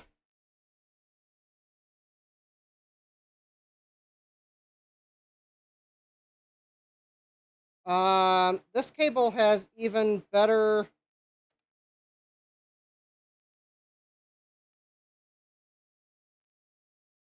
Wow.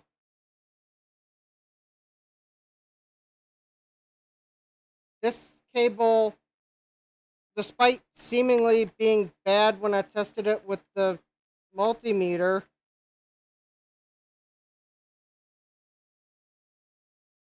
this cable's got really good video picture quality.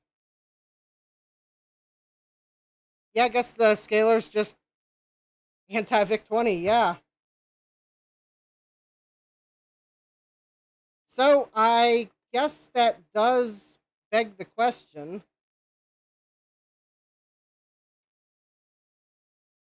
Because I know someone's going to ask.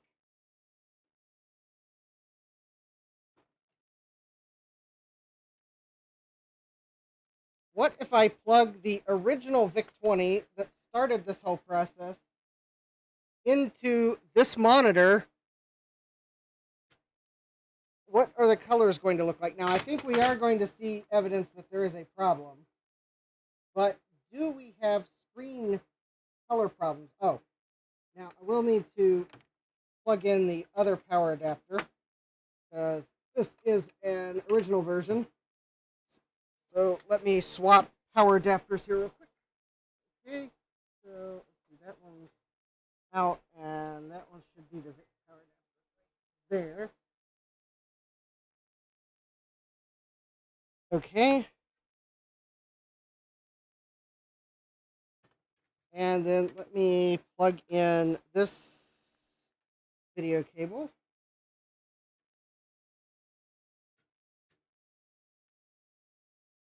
All right. 3, 2, 1.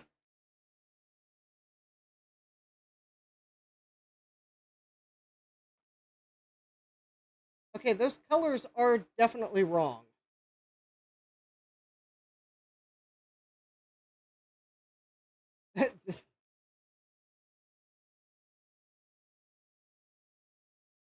Capom says the video that comes out of the VIC can be a bit weird. Maybe your scaler just can't handle it.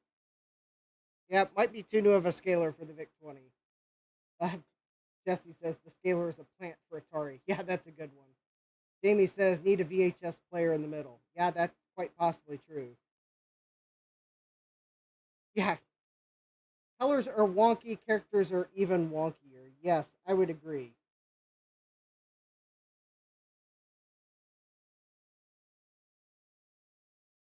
Okay. Now, this is the moment I've not been waiting for, but I have been waiting for it. So, I am going to, so this is the eBay, the first eBay VIC-20, the one that actually had the VIC chip in a socket.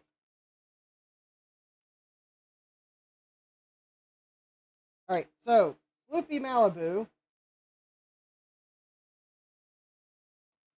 who I hope he doesn't mind me mentioning this, but he is quite possibly in the hospital right now, so keep him in your prayers. But Sloopy last week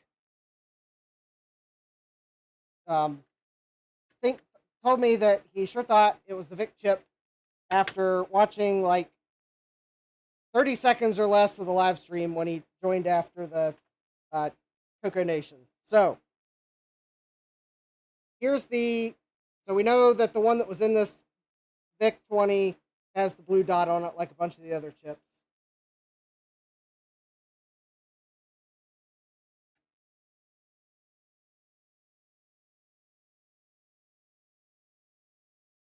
And so here's the one from the eBay computer that we just tested.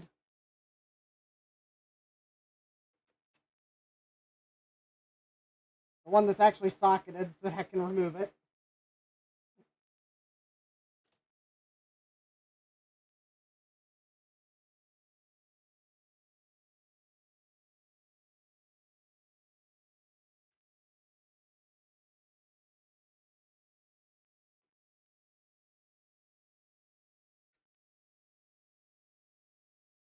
All right, so going to very carefully, because these chips are like, you can buy these chips from China for the low price of $99 plus shipping.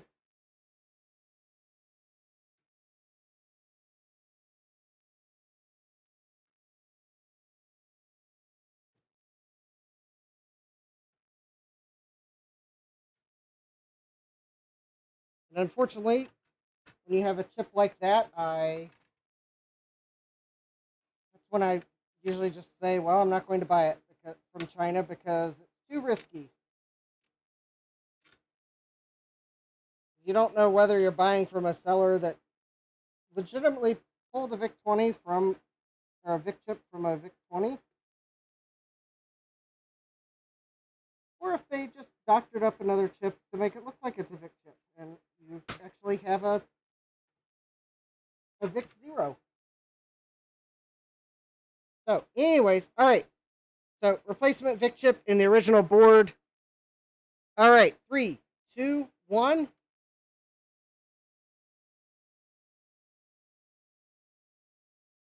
Oh! It is VIC-20 Plus. Oh!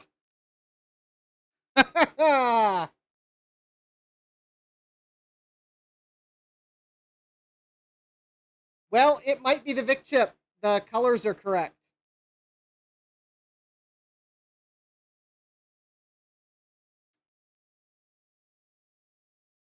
But if it is the VIC chip,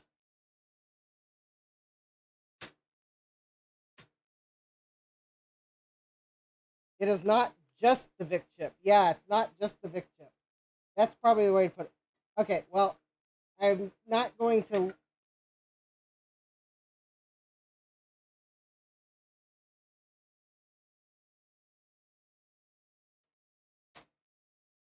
All right, well, I'm going to put the VIC chip back into this board for reasons.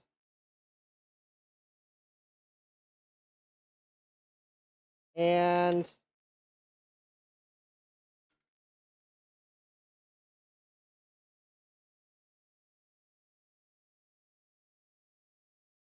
I guess that means...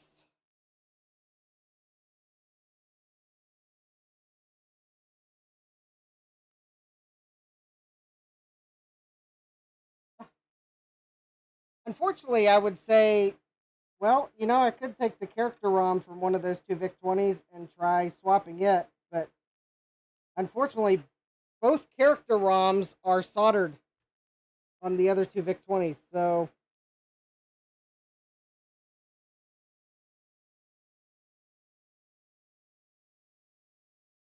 Yeah, that's,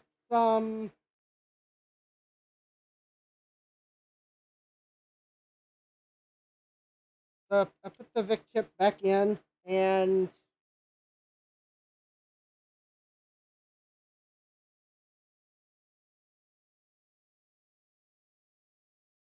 I mean, you know, honestly, the color's not that far off.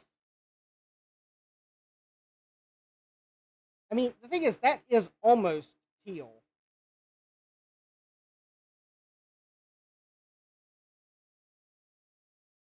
I bet it was the scaler that was throwing us off, thinking that the colors were that much further off.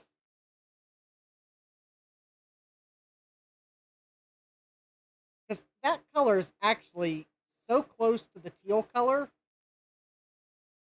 I'm wondering if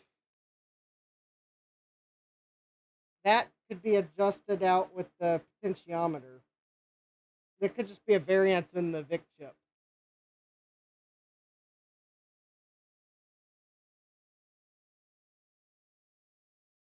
I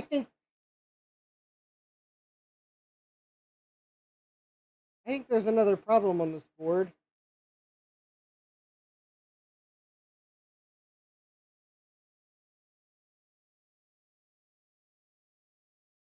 And I think the next logical thing to look at is the color RAM.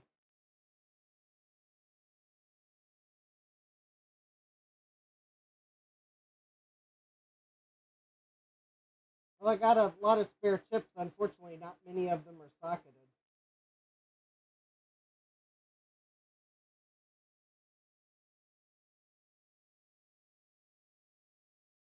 That's the only problem.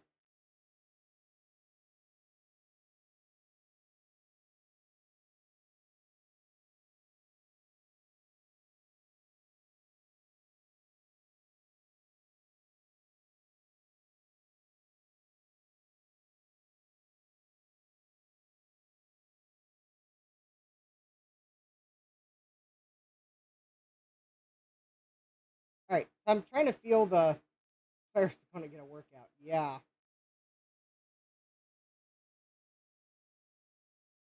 I'm trying to feel if any of the SRAM chips are maybe running hotter than the others.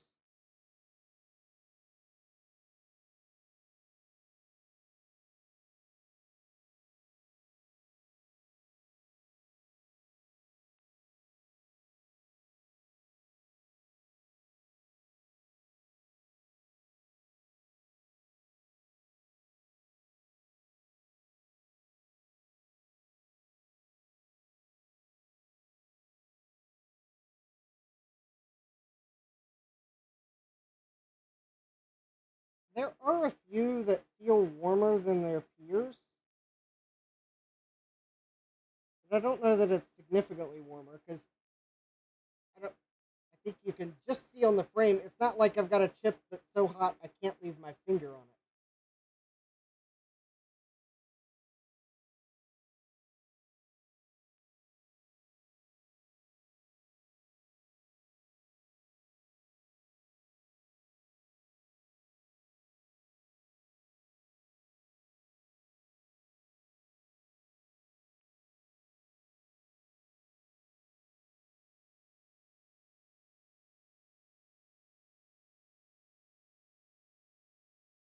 I'm also just trying to see if there's anything that if I touch it, it like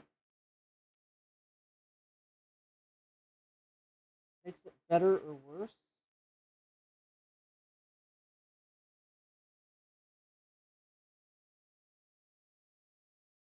I'm tempted to.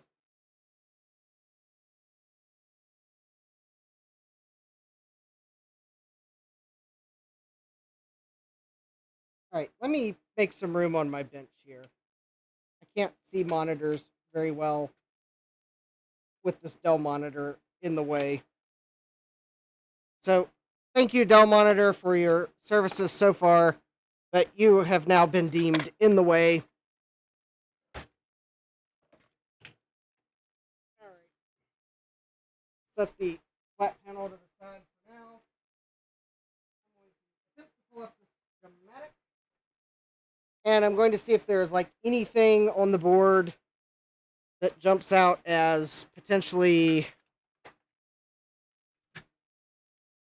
like a potential good thing to try.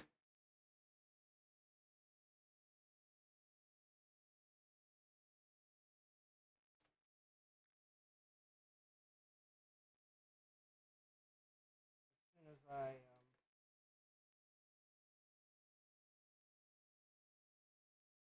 take these three screws and take them to the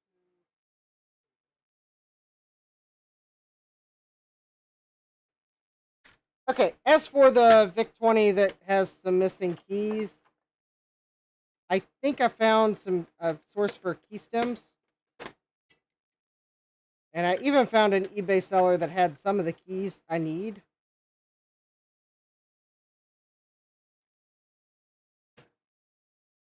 Not all of them, but some of them. So at least maybe I can get key stems and some of the keys. And I guess I'll just have to keep an eye out for others. So hopefully maybe my goal would be that maybe I can get an early revision and a later revision, so that if I ever do something where I want to compare the two, then at least I've got one of each. Then it would be good to have a working keyboard on them, so I don't have to like swap keyboards, but future projects. Okay, this is the VIC I'd like to focus on because it's the first one I bought. Because it looks like the other one doesn't need as much work. It basically needs keyboard repairs. So it's like, seems like I have a Commodore 64 that needs keyboard repairs, and now I got a VIC-20 that needs keyboard repairs. And of course, I haven't been able to test the keyboard for this one yet. So there's that too. All right, let me see if I can find the VIC-20 schematics.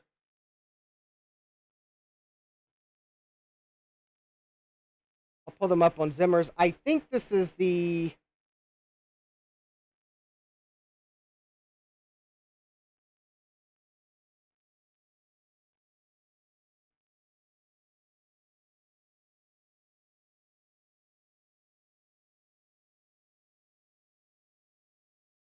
Oh, that's right.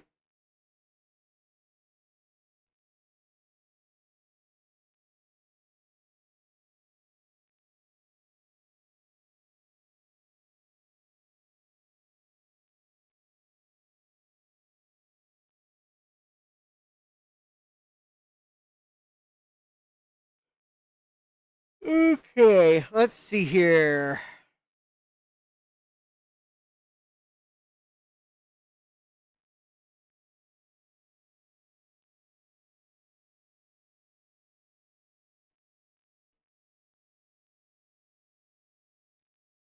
So, I've got the schematics up.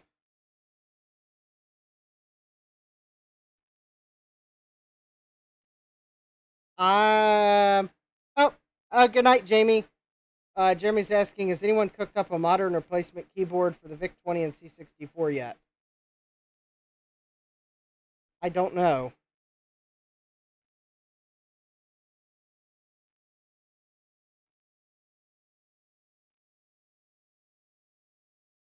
I do not know. Although the thing is, I don't see how someone wouldn't have done it, because there are so many Commodore 64 fans out there.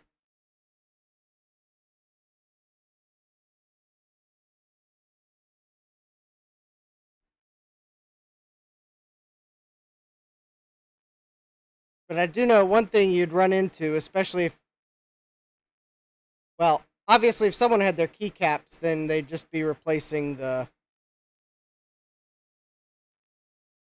keyboard, but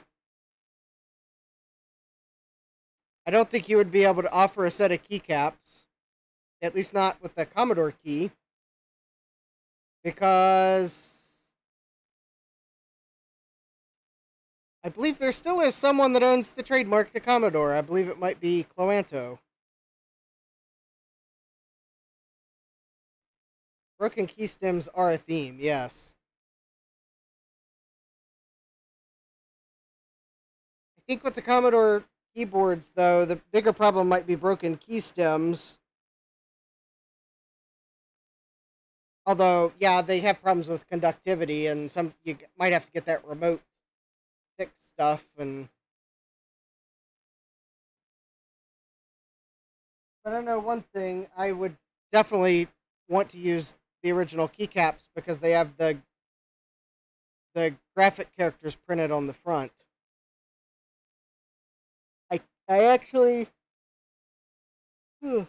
I can't stand my C64C's keyboard that has those characters on the top because it makes it harder to use.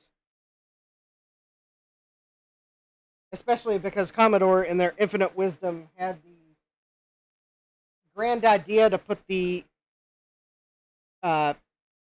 graphical character that looks like a plus on the same key that is the plus key. So it makes it very or something like that. And it makes it look like you have to hold shift down to do it to make a plus. But in reality, if you hold shift down, you get the graphical character, and of course your basic program won't run.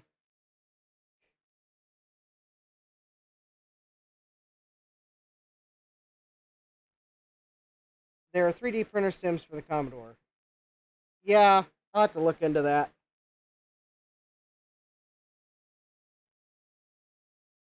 Jeremy says the original keycaps would fit cherry stems if they were shimmed. Yeah, I don't know if anyone's tried to do a modern keyboard or not. Okay, so I'm looking at the VIC chip. I'm trying to look at anything that would interfere with its ability to read RAM. So I guess we need to look at what is on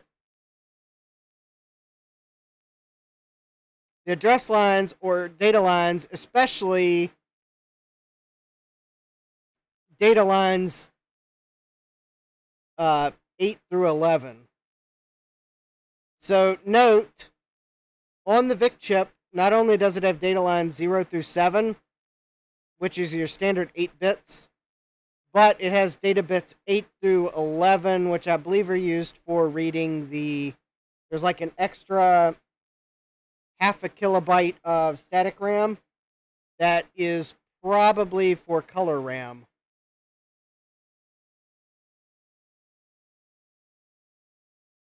And it looks like, according to the schematic,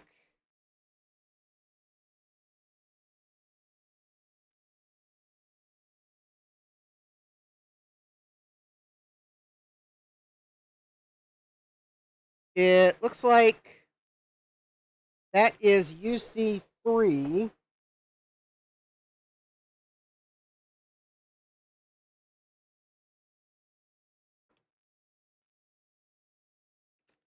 Let me see if I can find UC3.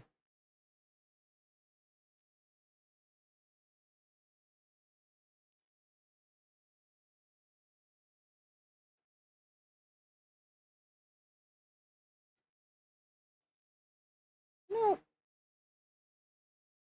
Oh, that's just a scratch on the top of the chip. Okay, I was about to say UC3 kind of looks weird because, wait a minute, this schematic does not match the board I'm looking at. UC3 is not a 2114. Alright, please wait while I attempt to find a schematic that actually matches this board. Because this one is not it.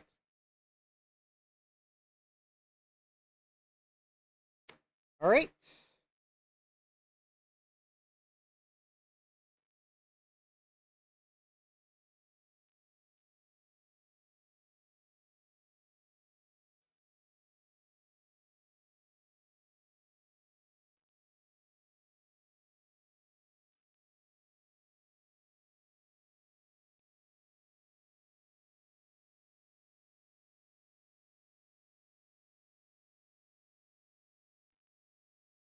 Let's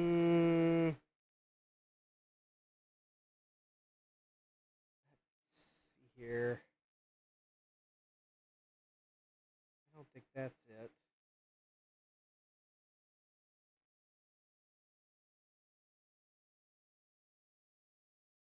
Alright.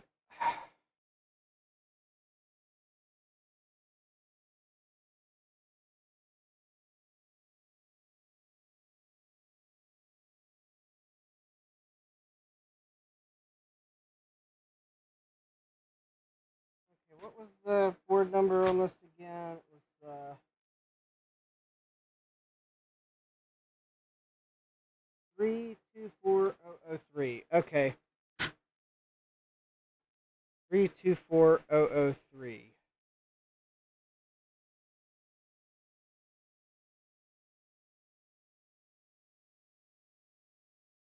Okay, I think these might be the three I was looking at last time. The file names aren't quite right for the board revision I have, but I think the schematics match what I have, so let's try these.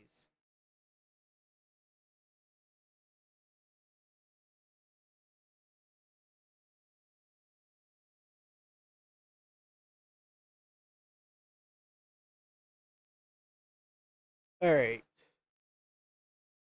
I'm just trying to find the VIC chip. That is not the VIC chip. That is not the VIC chip. That's the user port. That's expansion port.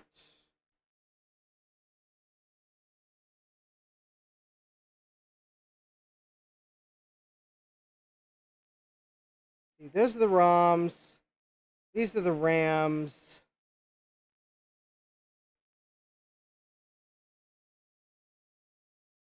So this 4066 at UD1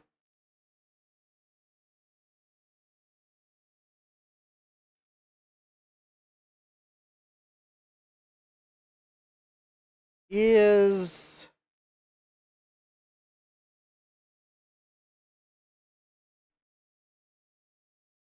okay. I think that was my next suspicion.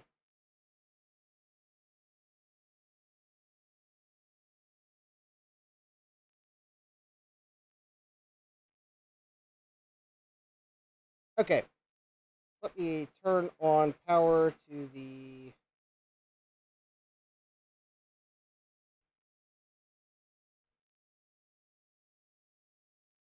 Okay. So let's warm up Claris. Let's get the 4066 out.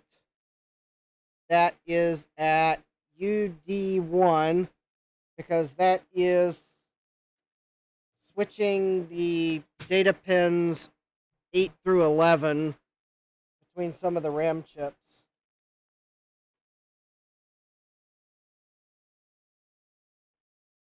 And I'm pretty sure that if that were failing, that would cause some bad problems, to say the least. And while we wait for Claris to warm up, I think I have a small update, although not quite satisfying, on Computer.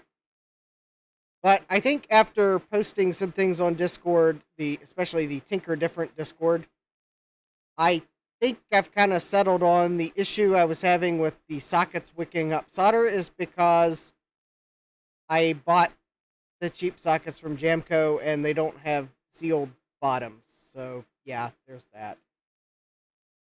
Apparently there's a thing that they can make sockets in a way where the bottom is sealed and can prevent excess solder from wicking up into the socket. Contributing factor could have been the flux I was using. Maybe I was putting too much on the board. I don't know. I put as much as I usually did. I do know the solder was not flowing without extra flux, so there's probably some oxidation on the board that I was fighting. But anyways, I think I'll have to order sockets before I get back to Computer, and so unfortunately that's just going to have to join my list of... Oh, I bumped this. Oh, that's right. I moved the camera so we could see the Dell monitor. Unfortunately, that just means Computer is going to have to join the list of parts I need to order, because that means I'm going to have to order like 80 sockets. So pretty much that board is fragile enough. Since I think the sockets I got are going to risk having to be removed if they wick solder, there's just too high of a chance of causing damage and excess rework, so I'll just order sockets before I get back to it.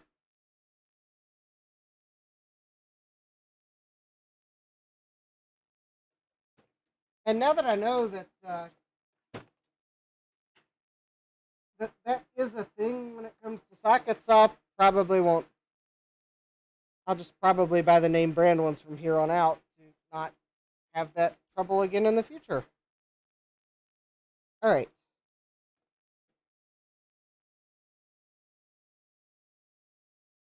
So, yeah, Thomas says I only use 3M sockets for Mauser or DigiKey. Yeah, that's pretty much. I think pretty much here on out, I'm just going to use like 3M or TE Connectivity or Milmax or like one of those big name companies.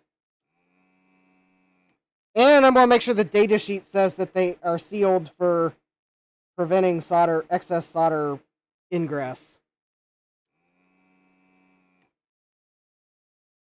Because now that I know there's a difference, I guess I'll pay the extra 10 cents a socket or whatever.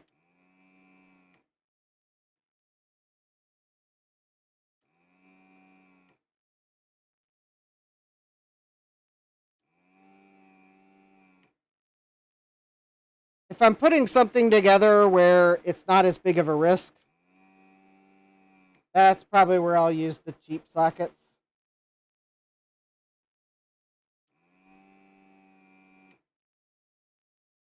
But I'll just break down and buy some good sockets for computer.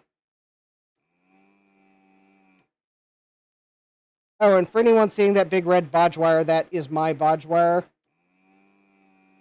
to fix a mistake the previous owner did. Or I presume it was the previous owner.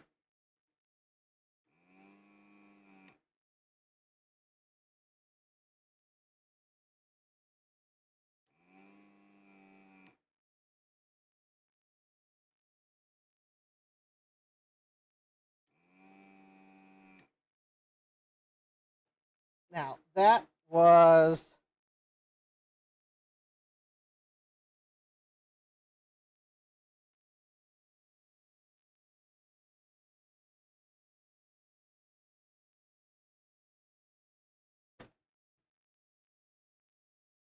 Did I find many sockets in backwards?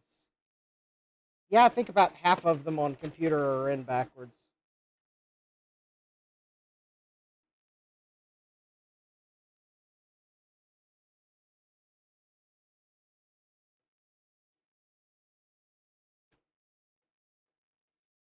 But yeah, problem is I bought the ones from Jamco thinking there wasn't much of a difference because I'd used them before and they seemed to be okay. But apparently, when it came down to really needing to use them and depending that on the socket to not cause extra rework that could potentially damage the board, well, I guess that I learned my lesson there.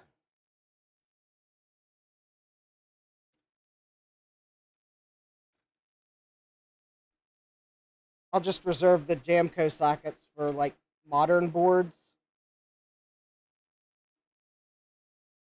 Or like a project where I've got extra PCBs so that if it came down to I could just like start building another board. And I'll just break down and buy the good sockets for the projects where I really need to depend on the socket going in correctly the first time, every time.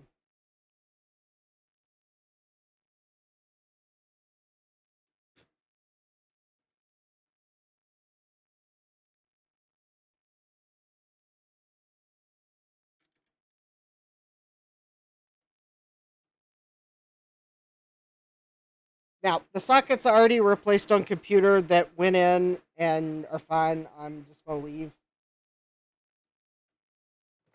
Not like there weren't a mix of sockets in computer anyways. But but yeah, before I do another socket on computer, I'm going to order some good sockets. Well, Thomas, the problem is that the the only I don't want to put computer on an Apple II Plus clone PCB that's meant to clone an Apple II Plus because that's not what the clones were. Besides, there are some differences between the Apple II Plus and the clones of the day.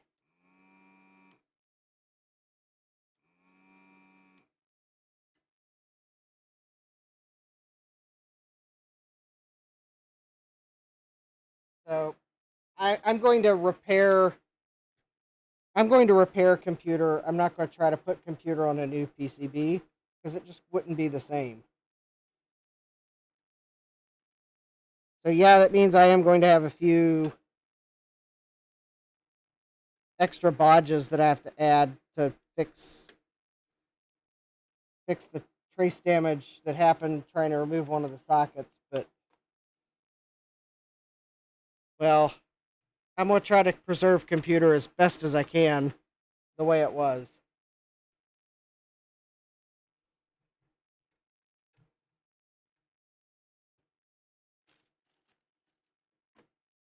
Putting it on a clone board is like last resort. In fact, actually, if it came down to that I couldn't fix the original PCB, I have another clone board from the era that looks almost the same, and I would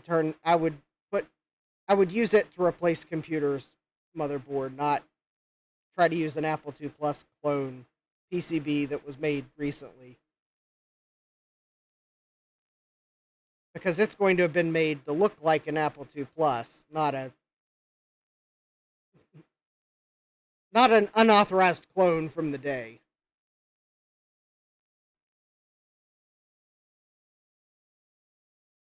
Well, on my Apple II Plus clone, the ICs were in correctly, except in the cases where I didn't realize that the sockets were backwards, and I put them in backwards.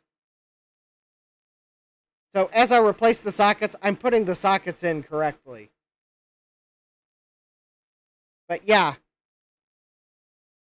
No, Jeremy, computer's board is probably not done. Let's think positively here. You all... Yeah, we're thinking positively at this point. I haven't broken enough traces on computer's board to say that it's done. I only broke traces on one chip out of like 90. And I now figured out why I had trouble removing the sockets that led to me breaking traces under one of them. And I think I can remove future sockets without issue, because now I know if I start running into the same issue, I need to replace my desoldering gun. Not like stop, replace it, and move on. So I think I can fix computer. And this 4066 is actually working correctly. I just need to get some Kynar wire, and I can fix the traces, and we'll get computer running. All right. Well, that chip that I thought might be bad. Well, it could still be bad. Let's put a socket in. Oh, great. Okay. So I am going to have to very carefully use the sockets I was just bad mouthing like 5 minutes ago. 1, 2, 3, 4, 5, 6, 7, 14, 10 sockets. Because unfortunately, these are like the only sockets I have for the most part.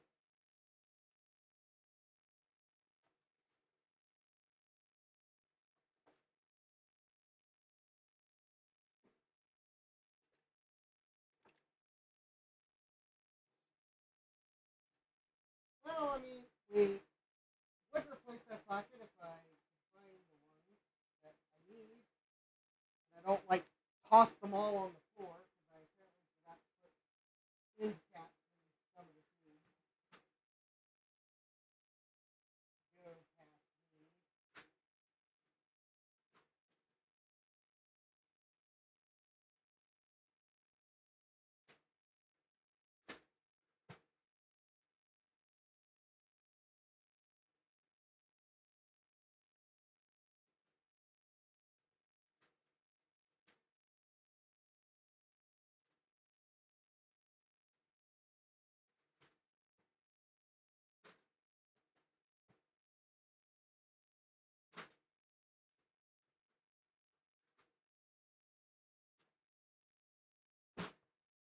Okay, I've got them here somewhere because I know I had 14 pin sockets out Tuesday. So hold please while I locate the 14 pin sockets that I know have to be here.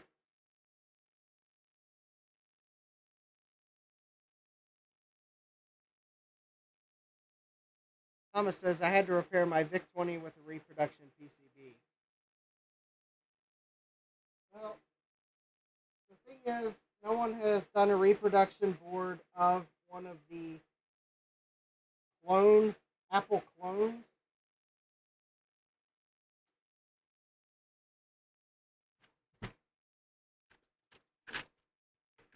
And I don't want to use a clone of an... Okay, this is the confusing part. I don't want to use a modern clone of an Apple II Plus motherboard to fix a vintage clone of an Apple II Plus motherboard, because the modern clone boards are going to have been designed to use all the chips that the original Apple II Plus used, whereas the clones from the day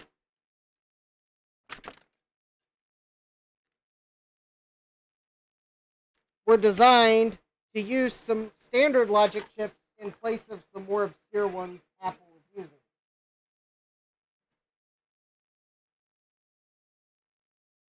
Alright, I hope everyone caught that. Jeremy says, I found a YouTuber today who built an Apple II clone wire by wire. I will not be repeating that feat.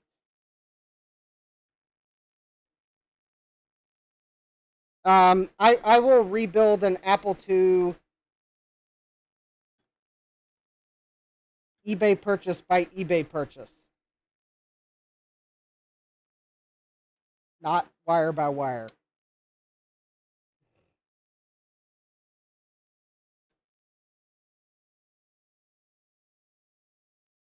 And now everyone's like, yeah, Justin is telling the truth there.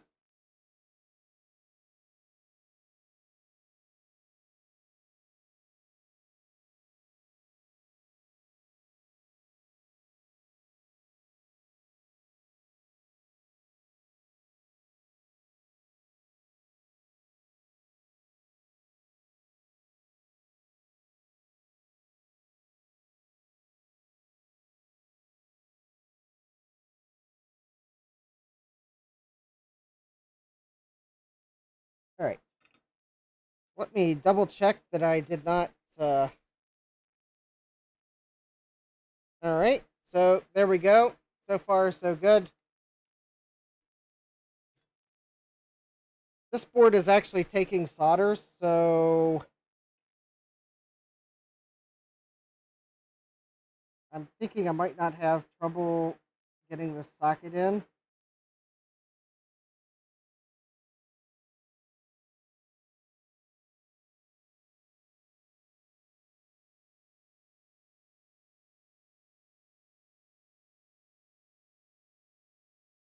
And that might be the problem I had with the Jamco sockets. Maybe it wasn't the solder alone, but maybe it's where I have to use flux, and the bottoms of the sockets weren't sealed.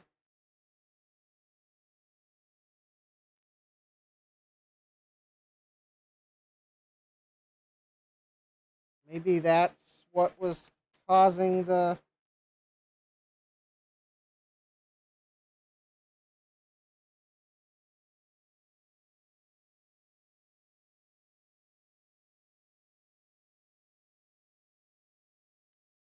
All right.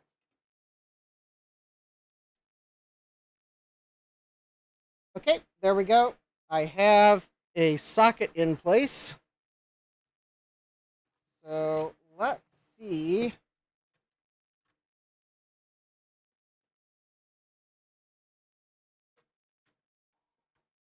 All right. Let me see if I can find another 4066. tester said this one was good, but, well, it could be marginal. So let me see. I think I've got another 4066 in here.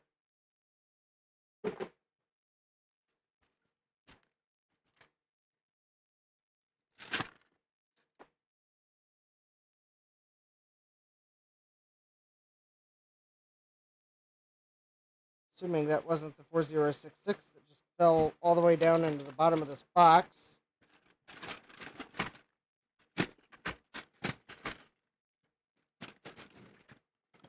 Alright. I kind of thought I might have one in here.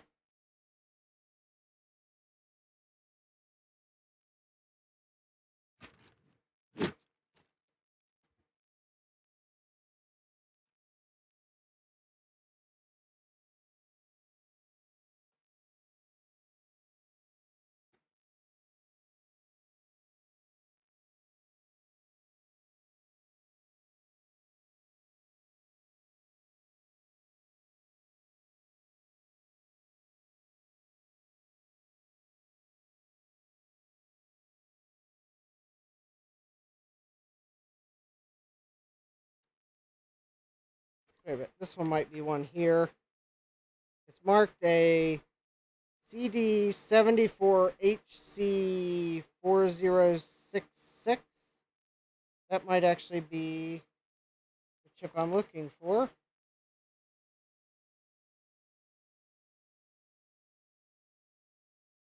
I'll put it in the tester to make sure it's acting like a 4066.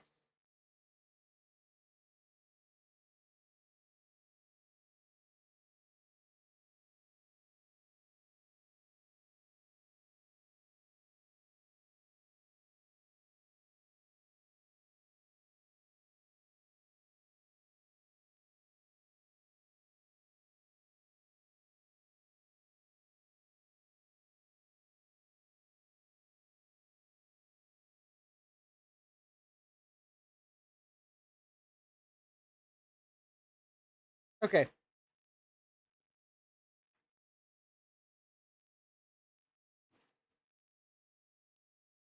All right. So I think this is the chip I'm looking for.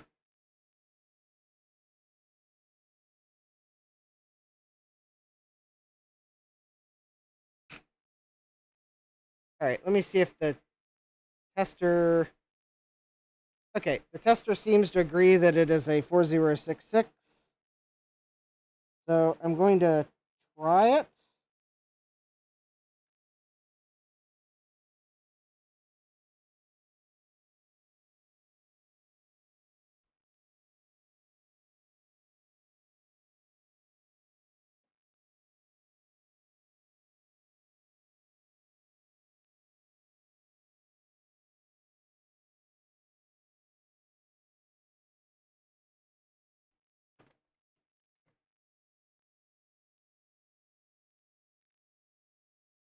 Okay.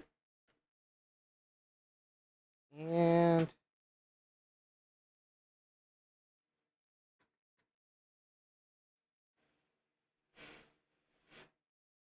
use a little contact cleaner to attempt to guide the chip in. And there we go. And it's in. All right. Got power.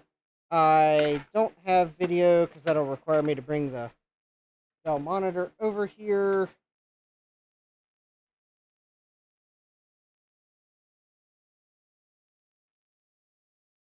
Well, I guess at least the good thing is that where I got the free Dell monitor, I got several because this one is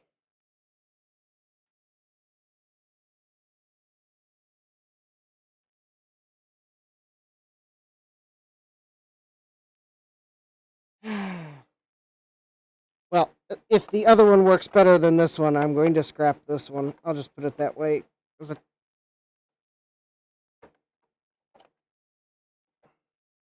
I don't particularly need to keep a Dell flat panel monitor that's got lines through the panel because it probably has a failed connection internally. All right, so 3, 2, 1. This is with the new 4066. And no.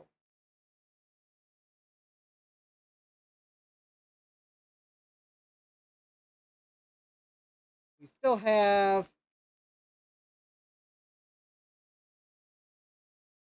this Dell monitor does not have audio input.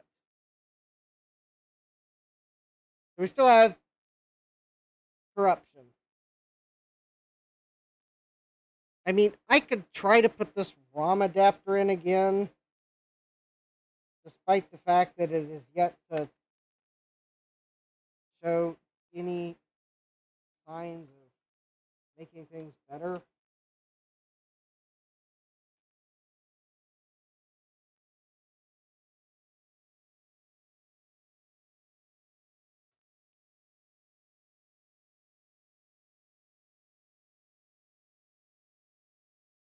No.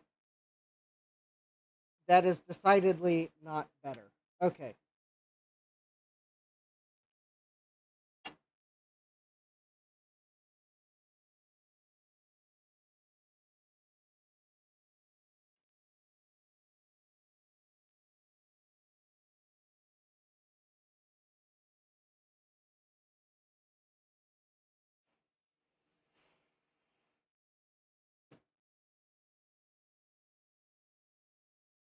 Well, I mean, I picked these Dell monitors up because they were A, free, and B, they're 4:3 aspect ratio, and C, they did at least have composite and S video inputs on them, so, like,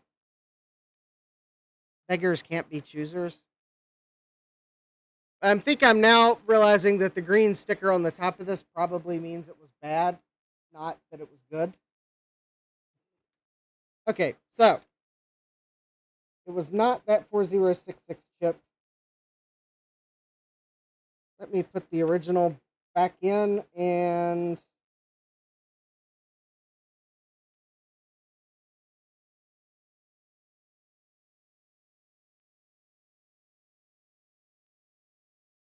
we'll go to the schematic. Well, not that we're going to have much time for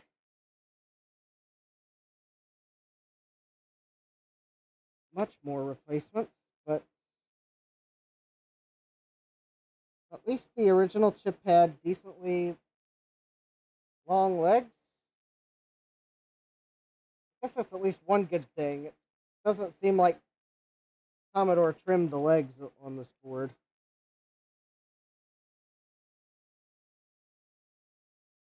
All right, let's make sure the original chip still works. All right, it works as well as it was. All right.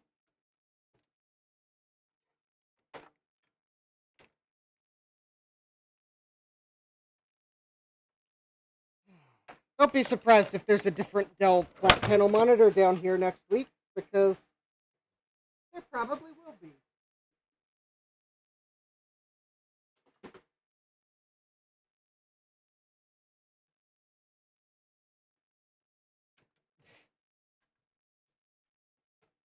At least until I run out of potential Dell flat panel monitors that might work.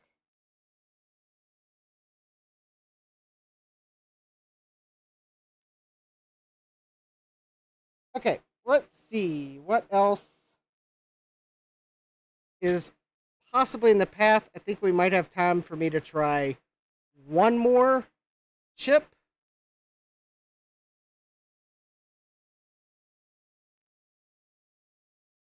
Let's see, I've already tried UC4 because it looks like it's doing RAM enables.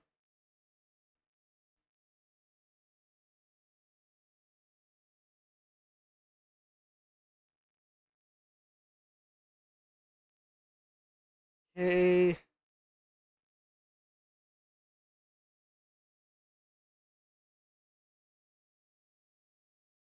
UC5 is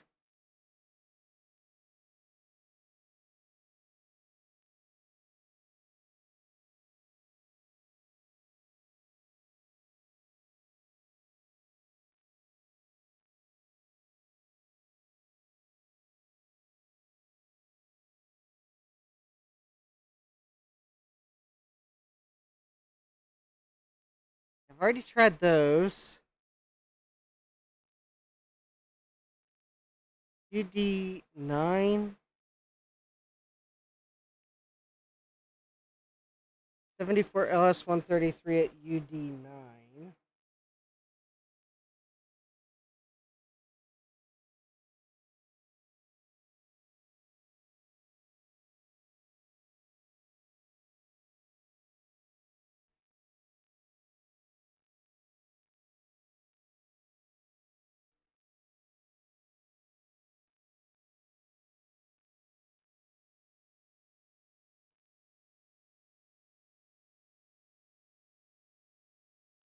Okay.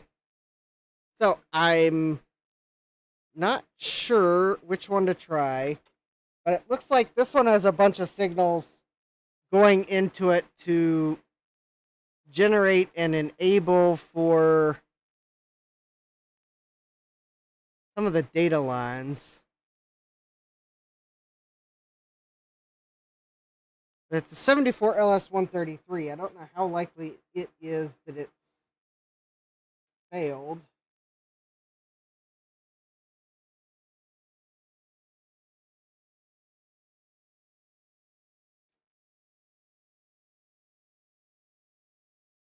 I would have thought this one, because it's the same type as these two, but I think this is doing some select logic for the cassette port or something like that. Or then there's this UE1, which I think is the actual color RAM.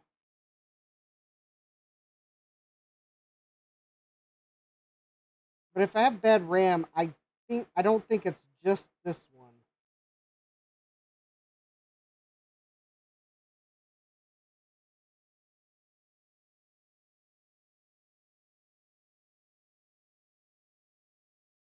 That's for sure.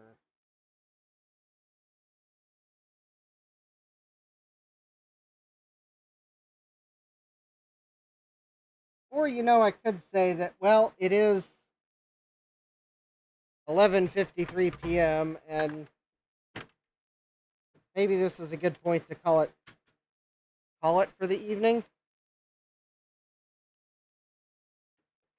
Yeah, I think unfortunately I'm going to have to go that route. I think maybe it's just a good point to call it for the evening and come back to the VIC-20 another night. But anyways, all right. So the original VIC-20, it looks like the VIC chip might be good. The colors are off, but it might be good. But we still got a problem, so it could still be the VIC chip plus something else. Hopefully I'll figure it out. The motherboard I bought on eBay does indeed appear to be a tested working VIC-20 motherboard. The keyboard pins are a little bent, but I can straighten that out. Anyways, so I guess if I need parts, it could be a part source, or I just got a spare motherboard for another case or something. And then the VIC-20 that has some keys missing. Well, what do you know? Apparently, you can buy an untested VIC-20 on eBay, and it just works more or less. I'll need to get some keys and key stems. Oh, maybe that's what I can do. Maybe that's what I'll do for the last thing. Because that way, I've sold a few things on eBay. I have some spendable funds on eBay.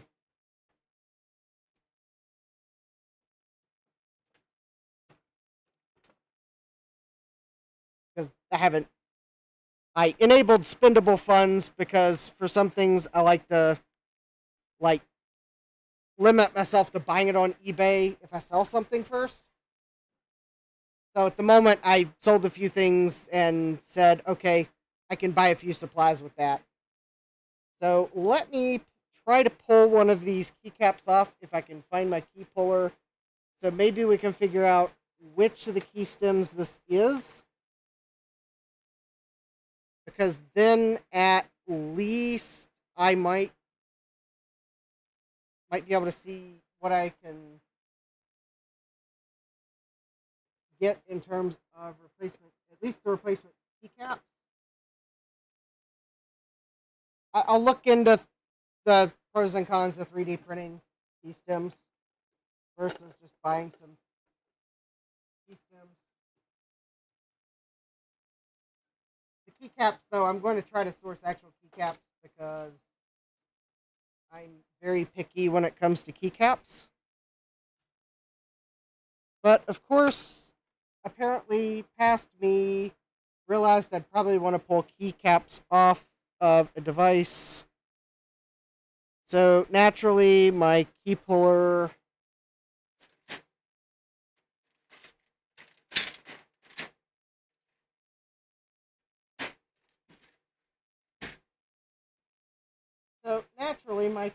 is MIA. Okay, what did I pull keys off of the other? My key puller's upstairs.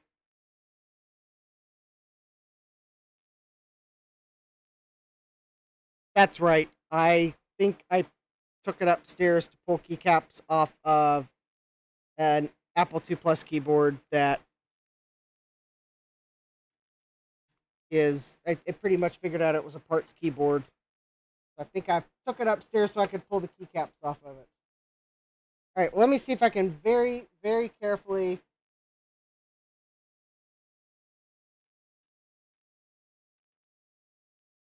After figuring out what this random. Oh, okay.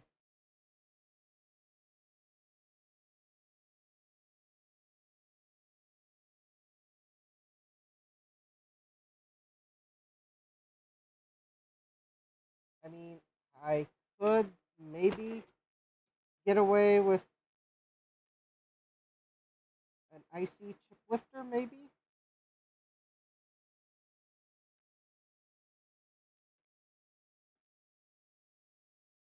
But glad you had fun, Dave. All right, let me see if I can't.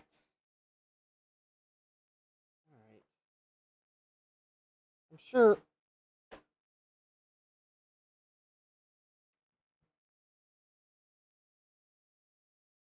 Well, I sure thought that I'd be able to pull a keycap off really easily.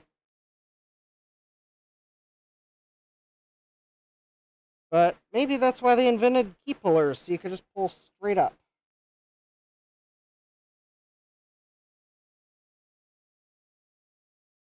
Well, I guess if I break a key stem in the process, then that's channel engagement, and plus, well, what's another key stem if I already have to replace 4? What's another key stem?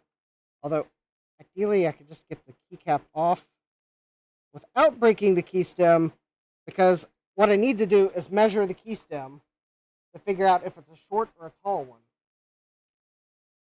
And it looks like I'm probably just going to have to do this tomorrow, because when I go upstairs where the key puller is, I'm not coming back downstairs for the night.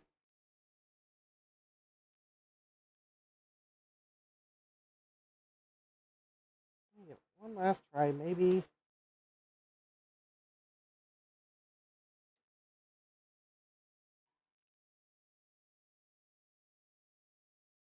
Come on. Can I get one keycap off? Just one.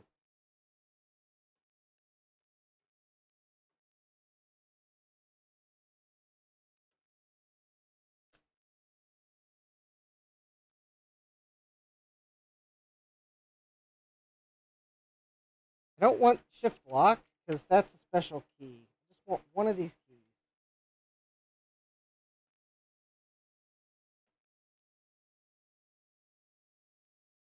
Someone's out there and knows a trick to getting these off without a key puller. That would be great.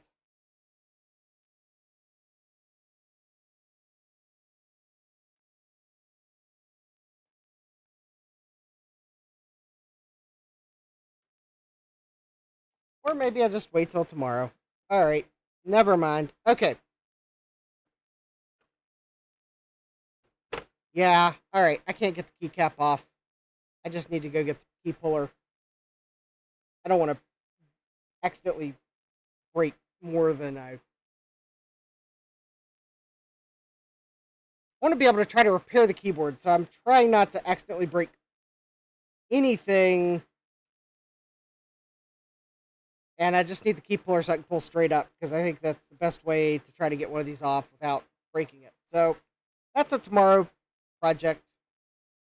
Anyways, I'd like to thank everyone for joining me tonight. Glad we had a little bit of fun trying to get some VIC-20s up and running. Looks like one of them, or looks like, well, I knew one was tested working. Looks like one was untested, and thanks to Commodore soldering all the chips in that mattered, it looks like it's working and wasn't scavenged. The case is in decent-ish shape, too. Got a little bit of cleaning it needs. Keyboard needs repair, so there's that. And then hopefully someday I'll get this other VIC-20 sorted. So glad y'all joined me for that fun. So next week, I'm probably going to work on the portable personal computer one night, because I have the caps for it, and I'd like to at least get that recapped. So that might be Tuesday night, and we'll see about Thursday. So with that, I'd like to ask you to smash that like button if you like how I try to persevere through these old computers. Don't forget to subscribe and turn on notifications so that you know next time I go live, work on one of these 8-bit computers. And with that, I hope you have a great rest of your evening. Hope to see you here next time. Take care and God bless. Computerized Start is brought to you by my awesome patrons on Patreon, and by your tips and memberships on Ko-fi. These and other channel supporters make my live streams possible.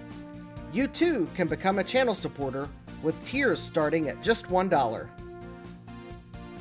Don't forget to smash that like button.